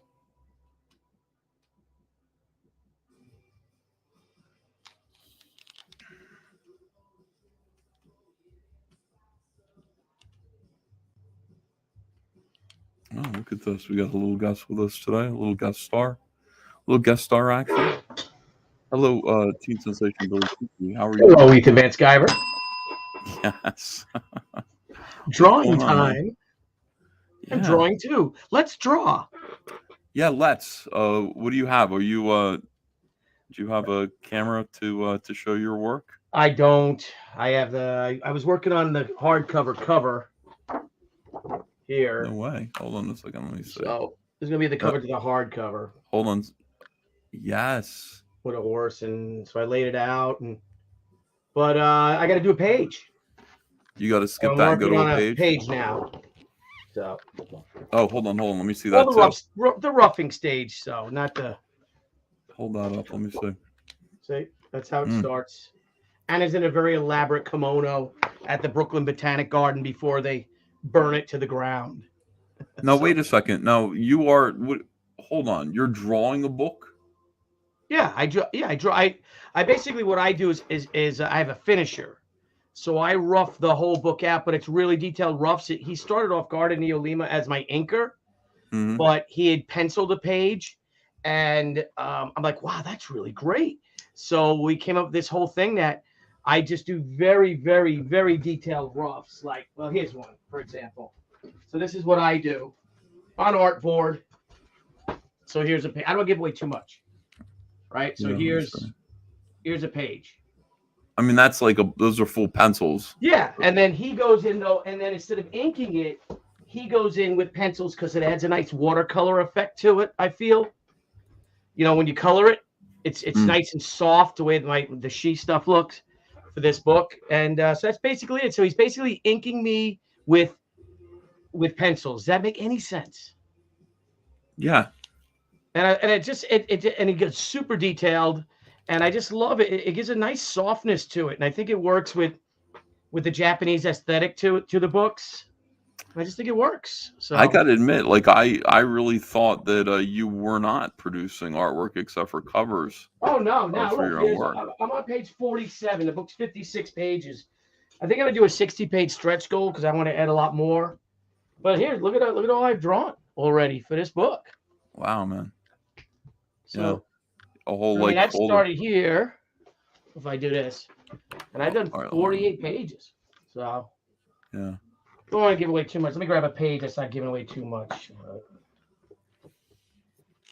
And we got a great partnership. And it works, we work really, really well with each other. There's a good page.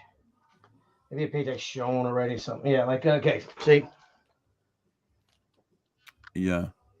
And they basically are full pencils. But he goes in and cleans them up. And, it's fun. It gets my books done a hell of a lot faster, too. Well, that's a good thing. He's right behind me. I'm actually, that's why I had to stop because he's caught up to me. And my finger really screwed it up, but I got my stitches out today, so I'm. Now, what happened to your finger? Oh, Ethan. I was taking the fire pit and I was dumping out a fire pit from all the old ash and stuff because I think it's disgusting when a fire pit gets all the, Mm-hmm. Yeah. It gets wet and stuff. So I was dumping it out. So I picked it up to dump it. And my finger got caught in one of the metal, the cutouts on the side. It's a big, heavy fire pit pan. Oh, shit. And it fell over and took my finger with it. So I had 6 stitches. God. And, of course, it's always your drawing hand that these things happen to. Yeah, that's a nightmare. So that set me back, brother. But, first world problems, right? We live. Well, I don't know if it's first world problems when you lose a finger, and that's true. Disabling injury. Where you can't do your work anymore for a little while. Yeah, well, it's a real problem. It's frustrating. That's the biggest thing. Yes, indeed.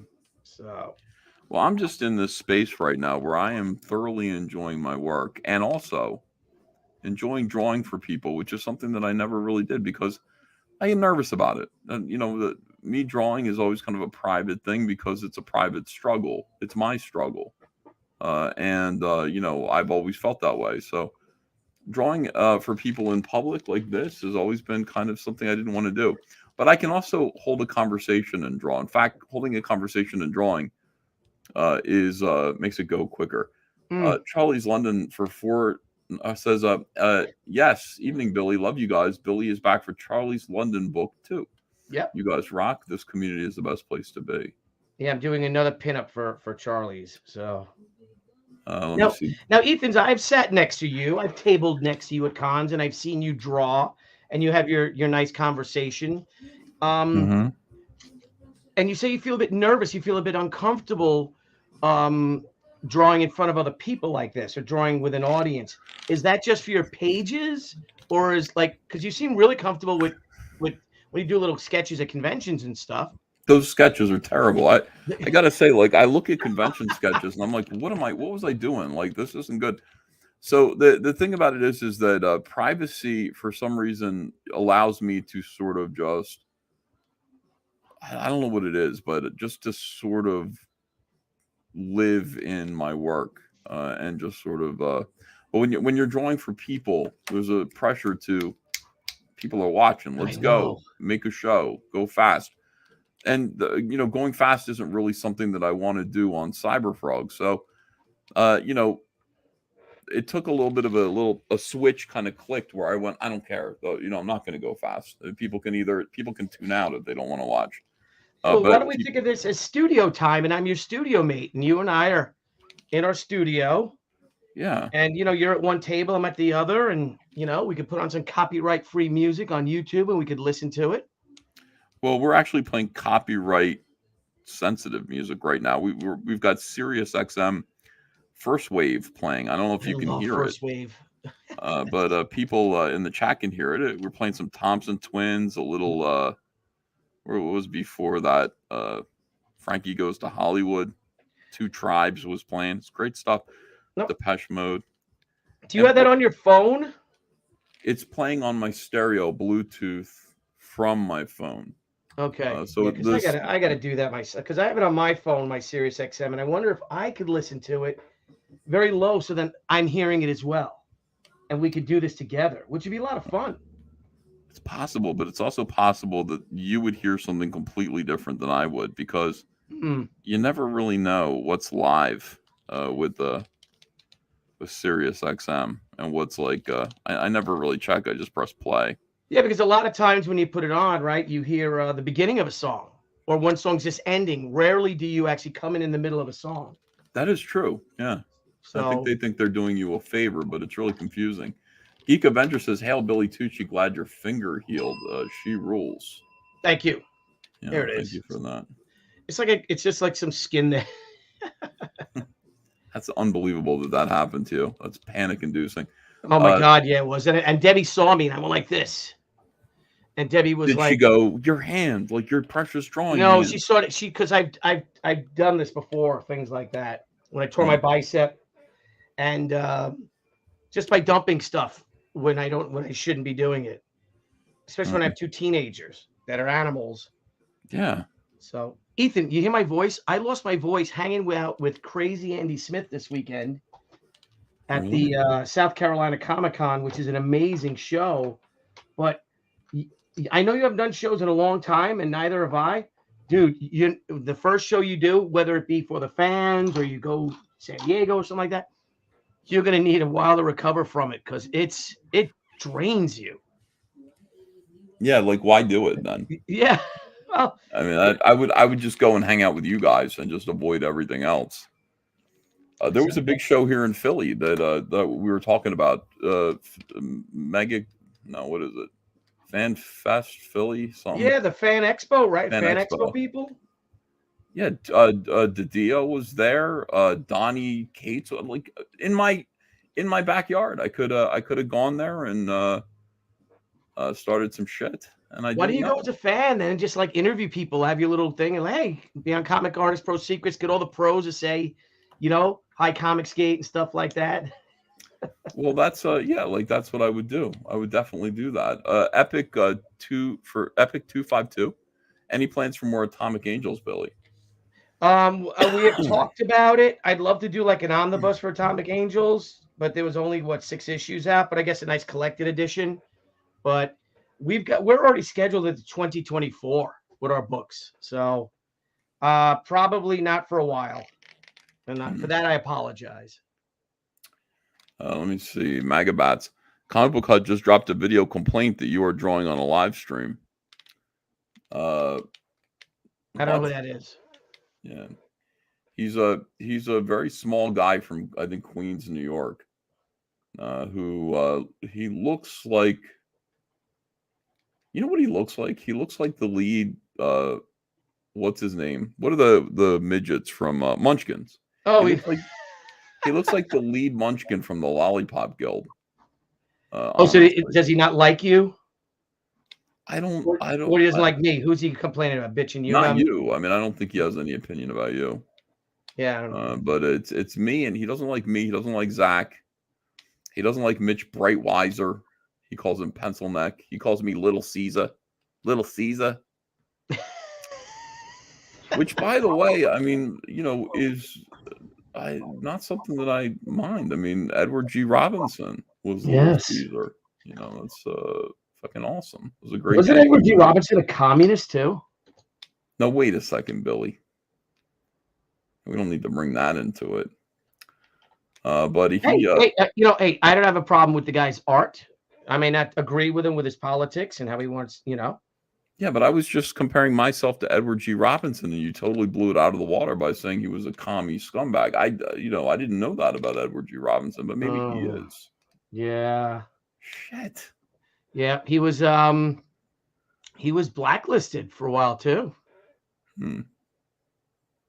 big art collector, great art collector. I think he might have even gave some people up Yeah. in the part of the Hollywood 10. He might have ratted on some of his friends.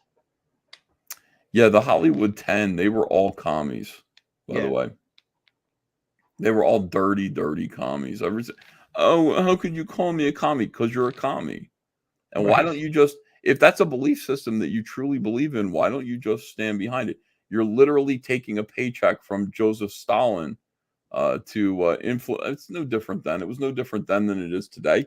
Your job is to manipulate the message of Hollywood to make communism and the Soviet Union seem like it's great. It's better than a democracy. Right. That's what you're getting a paycheck to. You are working. These people were literally on the payroll of the Kremlin. And oh my God, be proud of it. Be proud of who you are. You dirty, dirty commies.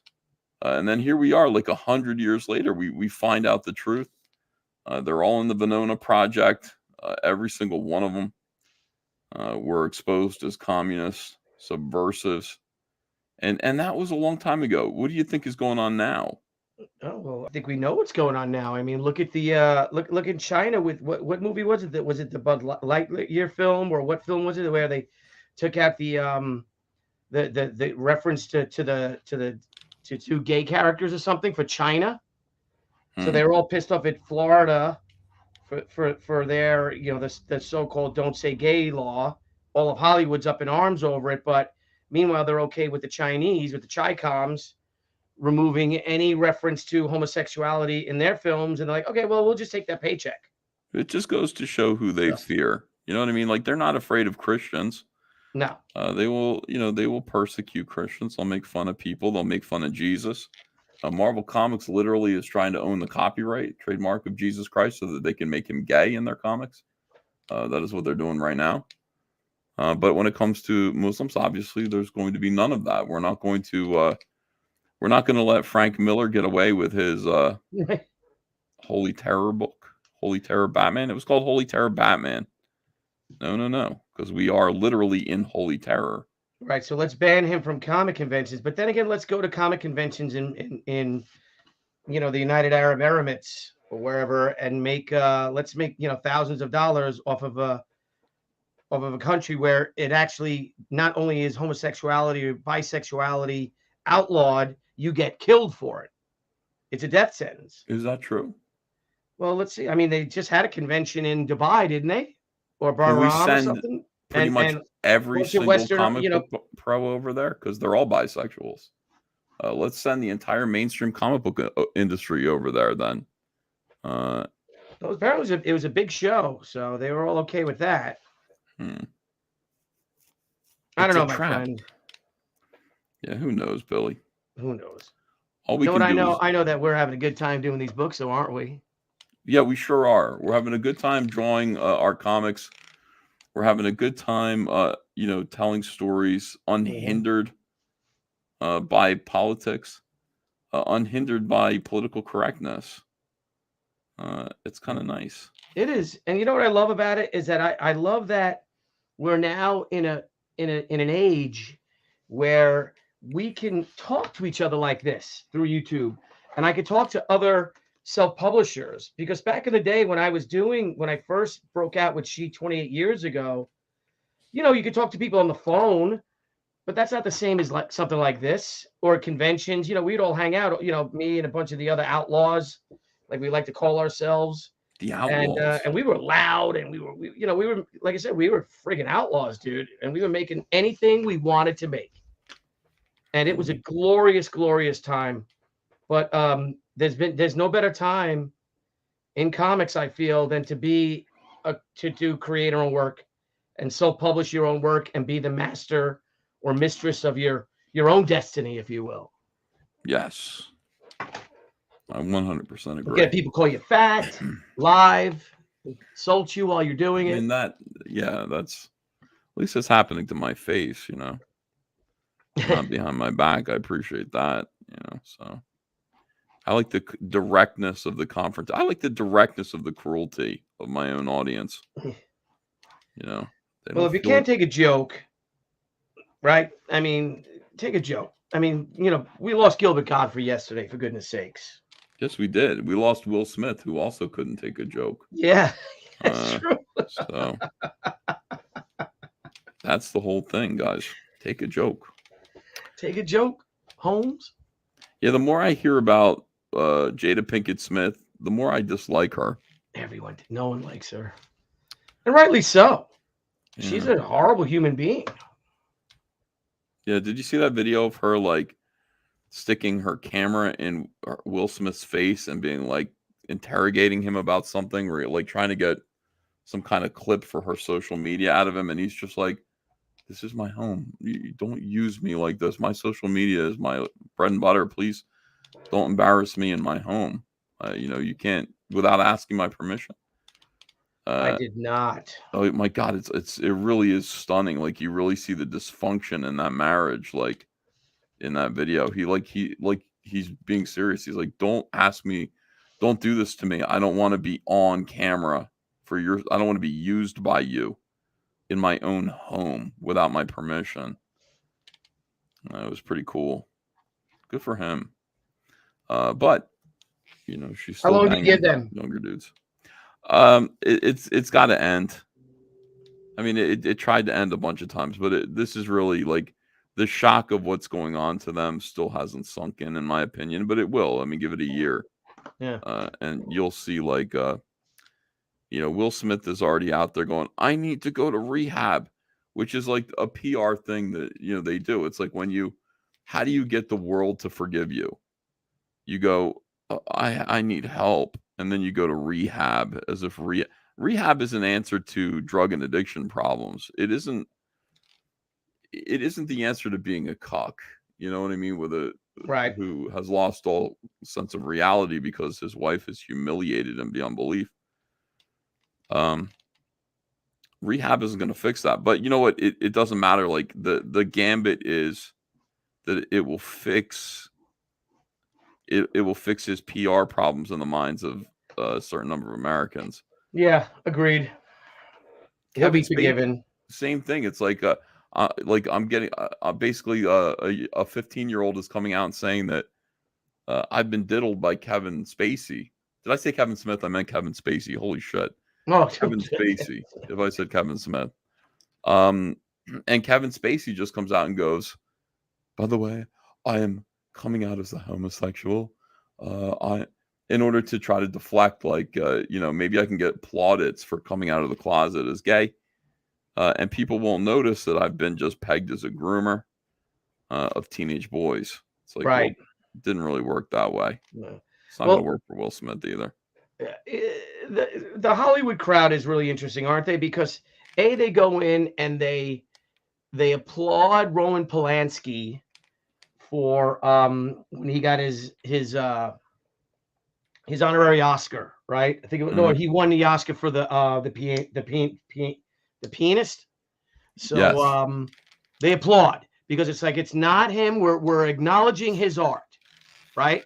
Even though he raped a 13-year-old, drugged and raped a 13-year-old girl, fled the United States In her butt. Oh, I mean, what he did to that girl. And by the way, she's all like, if you talk to her, which I've done many times, she says, "I don't blame him." Like she's not mad at him at all. really? Yeah. Well, A lot of people just feel bad for him. Well, so the Hollywood people are okay with him, right? Because it's the recognizing the body of his work. Mhm. Elia Kazan wins an honorary Oscar, I guess, the next year. And they all sit down. Some of them stood up and applauded. Goldie Hawn and Kurt Russell did, because they were recognizing the body of his work.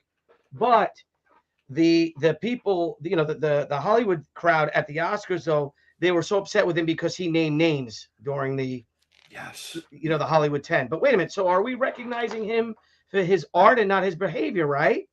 So it depends which side of the spectrum you're on, I guess. Well, it's pretty clear. It's okay to rape a 13-year-old little girl. That's fine. But if you name people that are trying to subjugate the Constitution of the United States, then you're a monster. Right. Well, they're, of course, they're all kind of protective of communists and all of that within their ranks, because most of them are sympathetic, and they're also sympathetic towards grooming children as well. I think if we knew the truth, like, we'd never be the same. If people actually knew the truth of what goes on there, you know, I mean, the idea that like you find out all this stuff about Bryan Singer throwing parties, and they're like, he has connections where people will just bring him 14-year-old boys for naked pool parties. You know, it's like, what goes on? What goes on there in Hollywood? What goes on? I don't know. And then how do people get away with it and know about it? You know, I think you're gonna have to ask RT Bear. oh, Art's not here. I wish I could. Wait, what do you mean? Well, you know the story that Art befriended the serial killer, the highway strangler or whatever. Yeah. Two guys that were killers, and Art was like hanging out with them and stuff. Hold on. Master Boob says, read my last super chat, please, Pie Man. Did I miss it? I keep looking for colors. You can tell when I like see out of my peripheral vision that, okay, I did miss it. Master Boobs, $5. Do you ever draw 800 B5 in a book, EVS? I'm not talking about cleavage either. Boobs. Oh, it's boobs. I know the teen sensations answer. Lol, love you guys. Do you mean like nudity, like naked breasts? This is like an 800-pound. No, I know that's what it looks like, but it's the calculator version of boobs. See, the 8 is a B. Oh, dude, I love that. Yeah. In case, like, you know, YouTube wouldn't let that message go Right, through. right. No, I've never really, I don't think I've ever really drawn nudity before. Yeah, You know? I kind of made my debut in comics drawing my character naked on the first page of She Number 1. Yeah. Yeah, I mean, people really like that. It kind of it was like, wow, this is crazy. But I mean, did you do any more like nude stuff with your characters, or No. She was naked. She was, the breasts were covered, and the nether regions, if you will, in shadow and stuff. But I've never drawn any kind of. you're not Mark Beecham? I mean, no, God, no. God. That guy was funny. I never met him. I don't think I ever met him. Oh, I did. I sat next to him at a con. Right. Yeah. I mean, he, like, if you don't know Mark Beecham, like he worked for Penthouse Comics. He was somebody who drew like cheesecake, but I mean, it wasn't just cheesecake. I mean, that was like cherry pie cheesecake. That was something raunchy. else. Yeah, it was raunchy. He's a really great artist too. He is great. A lot of frontal wedgies. Yeah. You know. Yeah, they hired him a lot at Harris Comics to do some Vampirella stuff, you know, and he couldn't restrain himself. You know, he would just he did whatever he wanted. It's a healthy young man. Yeah, it's a different time too. Like, I mean, basically, you know, in the 1990s, everybody was trying to outdo each other with sexy comics. It's what sold. I mean, there was actually a trend, because the 1990s were all about doing special variant, not just variant covers. Like now it's just variant covers, and they couldn't be less interesting. But in the 90s, it was variant covers that were themed, and they were chase covers because you were interested in them. And one of the things they started doing was nude variants. So you would do an image of, you know, Wonder Woman, for example, even though you wouldn't. But and then there would be like a nude variant, which would be the same thing except with no clothes on. And we didn't do our first variant cover until issue number 5. Oh, really? Yeah. Oh, wow. Yeah. It was Mark Silvestri drawing. It was Mark Silvestri too. It was fantastic. That's Mark Silvestri. Yes. I was extremely fortunate back then, my friend, that I got all those great legends to do work for me and stuff. Well, except for Ethan Van Sciver. Well, Harris wouldn't let me use any of their people, even though you're an indie guy. Yeah, I don't know. They looked at me as very well. If you look, no, you know, aside from Buzz, and Buzz started doing stuff for me after he got fired. Yeah, Buzz was Buzz was a challenge because he was so good, but like so great. like Buzz would turn in like a few pages of Vampirella, he'd get paid, he'd disappear to Hawaii for like a couple weeks, come back broke, ready to do a little more work. You'd have to know, like, how do I plan around Buzz? But he was like the number one. Like he was if Todd McFarlane, is the king of Spider-Man, like Buzz was the king of Vampirella back in the 90s. Yeah. Harris Comics loved him, but they couldn't get enough work out of him. I learned everything from Buzz. So what's going on this page, EVS? Look at Vespus. I don't know. They're beating the crap out of Cyberfrog. They're beating him into submission. This is one of those pages where they're, I can't say too much about it. Yeah, don't say too much. It looks. Know what it is. Pages that you shared earlier Mm-hmm. in the little the DMs. Oh, stunning! By far the best Cyberfrog book. By far, unbelievable, gorgeous. Yeah, like it's got to be epic. Like, and it's fun. Like, it really did take patience because I feel like I lead people down the garden path through this book. I feel like one of the things that's most frustrating to me is people go, "You need a writer. You're not a writer." And Billy, I'm a better writer than like most of the people in comics. I'm not practiced. I mean, I read these comics and they're just shit. You probably need a good editor then. Well, I mean, yeah, I guess so. Hire someone, get somebody in there to help you, to edit, and they can help. The best part is that they can edit you in a way like economize your script. Less is more. You don't have to write what's on the page if you're drawing what's on the page. Well, I mean, I know all this. Like the thing is, like, that's instinctive when first of all, when you've been drawing comics for 30 years, you understand the language of comics, how words and pictures work together. You don't want to become redundant, and how often you can use pictures that are at odds with what's being said to create a whole other effect in the mind of the readers. But no, I just I don't want to work with a writer. Maybe editors are definitely a thing, but I don't want to ever work with a writer again. I'll just say that. We've even got good writers with us, but I am a writer. I'm a creative person. I'm somebody who, has a story. I don't have to. The story is in my head. I don't need somebody. I don't need to explain it to someone and offload it to somebody. Right. It's already here, and it'll get better as we go. But Cyberfrog Wreck Planet, I mean, it's just there's so much like just introduction to like leading people down the garden path towards, and Billy, I just kill him at the end of it. Yeah, I mean, it's really bad. It's really brutal at the end. I like that. I love that. I want to be like one of the best writers I think in comics is Robert Kirkman. Oh yeah, who did that to me routinely. Like I read every issue of Walking Dead, and there were times where I felt like I had to walk away from it because it was just so unkind to these. Yeah, he would make you fall in love with those characters, right? And then the next thing you know, Negan's taking a baseball bat to Glenn's head.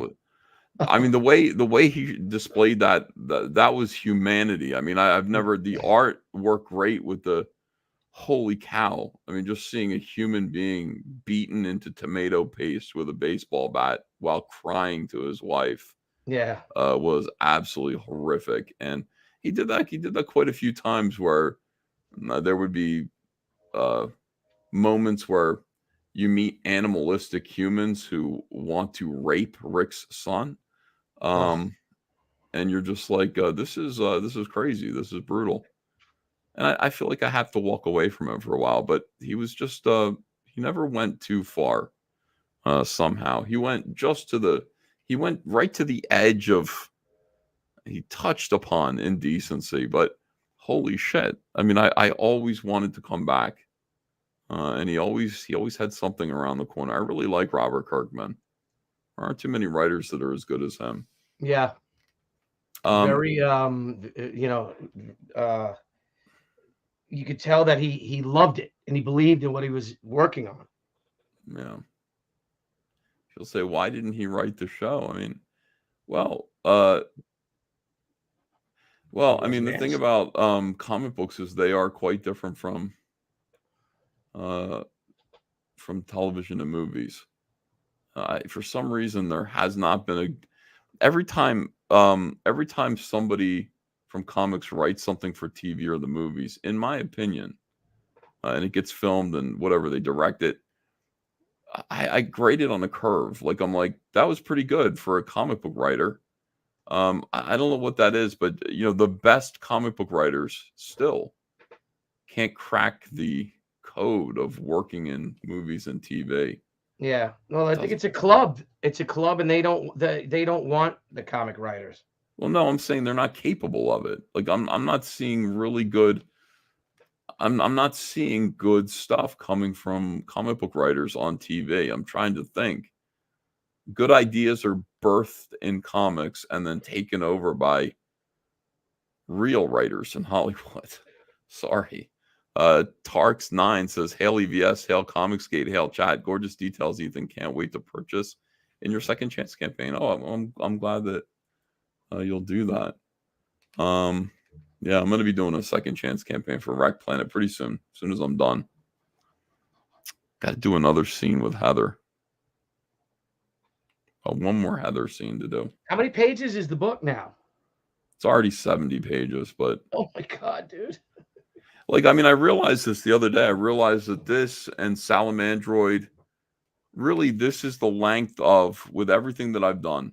And people are like, you couldn't even get one book done in 2 years. And you're just like, shit, that sounds awful. No, I've done enough for a 6-issue miniseries. I mean, that's what it breaks down to when you really take it apart and go, how much work is here? And that's not including the covers and variant covers and, other things that I've done.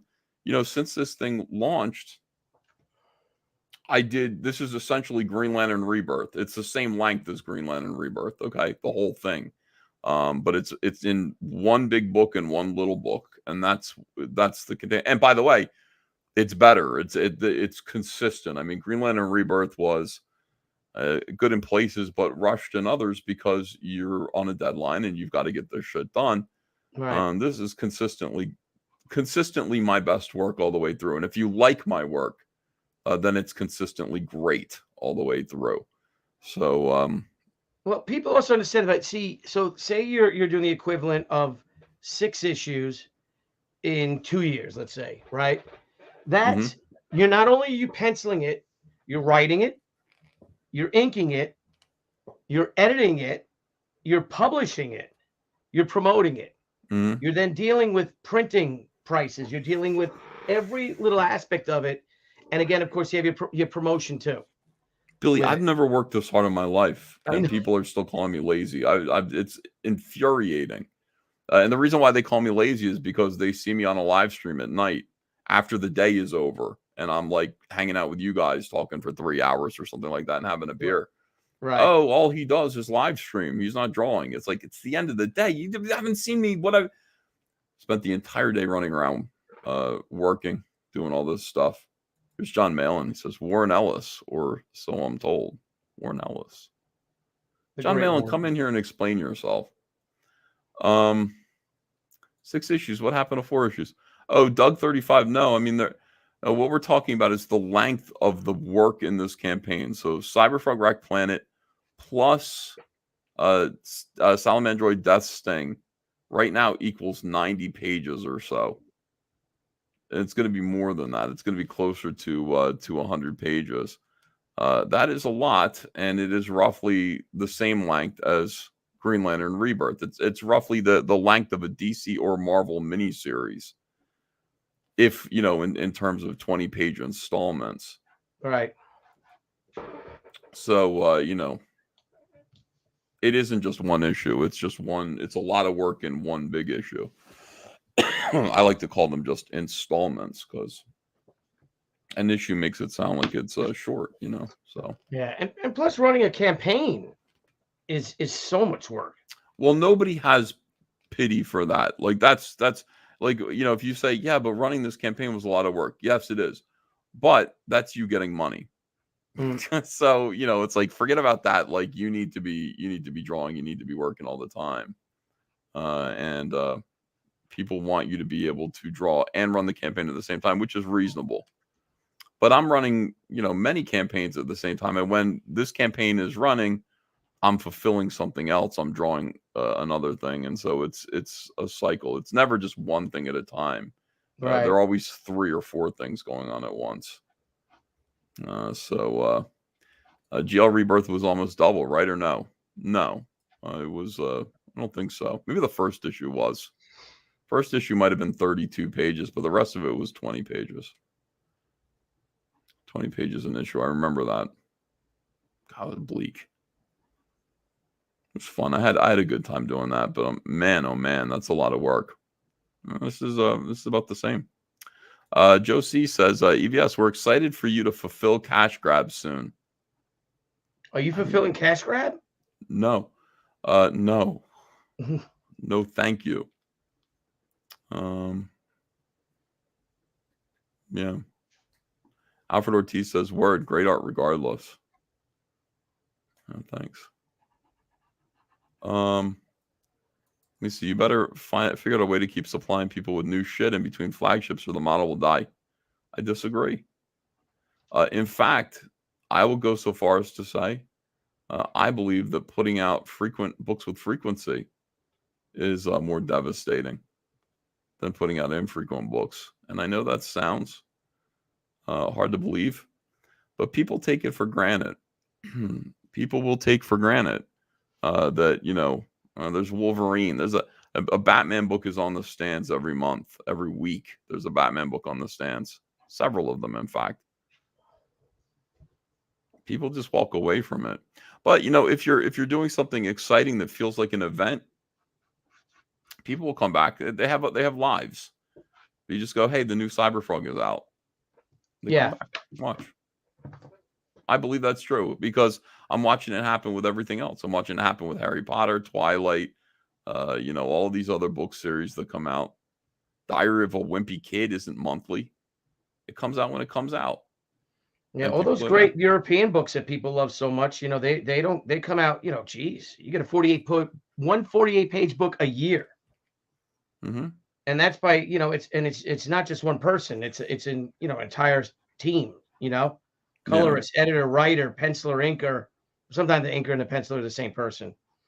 But and I think if you do the quality's there, people will definitely buy it every time. Yeah, I think that's true. Crypto Ken says, keep drawing Pie Man. I think I've almost hit the wall, but I just want to hang out and talk for a little bit, and I'm going to go to bed. I had a busy day today. I didn't get to draw very much. I only drew this and then this, and that's all I got done today. But that's all I had time to do. Jeez, it's a lot of work. Just running around. And I drew this right here on the live stream. So this whole thing, because I just wanted to show people really like the tree effect of this. Like, how did you do that? And it's like, oh, it's easy. Let me just show you how to do it. It felt a lot like the way this channel used to be. Charlie's London says, good night, gents. Thanks for a great live stream. Miss streaming with you, so cannot wait to get back to that. God bless you. Sweet dreams to the chat. Bye, Charlie. Enjoy Charlie's. I think she's on vacation, right? I don't know. Not sure. Give Cecil the link. Cecil need the link. EVS is it's time for bullying EVS, says Manoho. Oh boy. Here's Mark Brooks. Just pay homage to your old work by tracing it. Saves a lot of time. Yeah, like that's great. Mark Brooks. Like that. That's a weird thing. Like I think who called him a tracer? Anna did. And it really cut him to the quick. He's like, I don't Mark a tracer? Yeah. Called him a tracer. And he said, it really bothered him, which means to me that he's a tracer. Like, if people accuse you of something that is not even close to being true, you just kind of go, whatever. Yeah. Let me see. EVS blown the fuck out. How was I blown the fuck out? Not at all. Your mother's a tracer. Oh, all right. Snap. Hold on a second. Cecil says the first book of Cash Grab is like the last book of Game of Thrones. It's funny. Yeah. Do you do anything for Free Comic Book Day, Ethan? No, I don't think so. I got invited to a couple of things. There are a couple of convention promoters and a couple of stores that are really nice to me and are just like want me to appear. I'm not ready to do it. Like, I don't want to. I gotta say, it doesn't feel right anymore.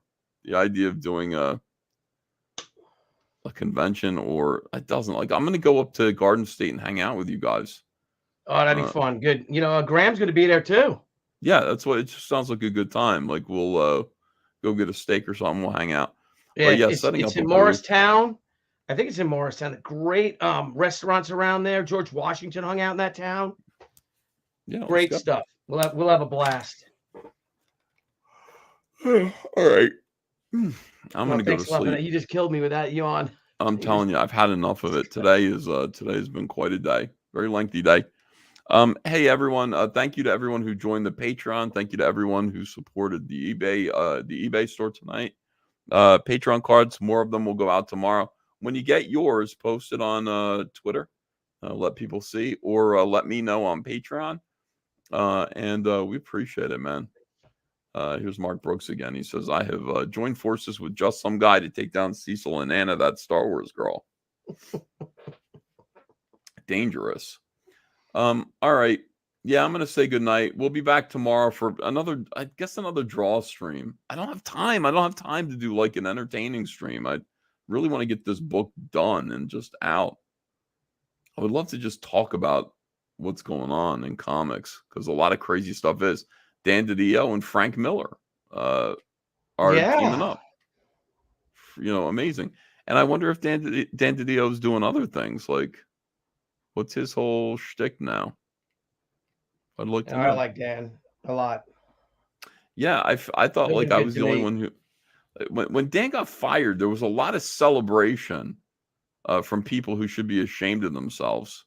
Yeah. And the same thing happens. Like, Jeff Johns gets called a racist on Twitter, and everybody's quiet.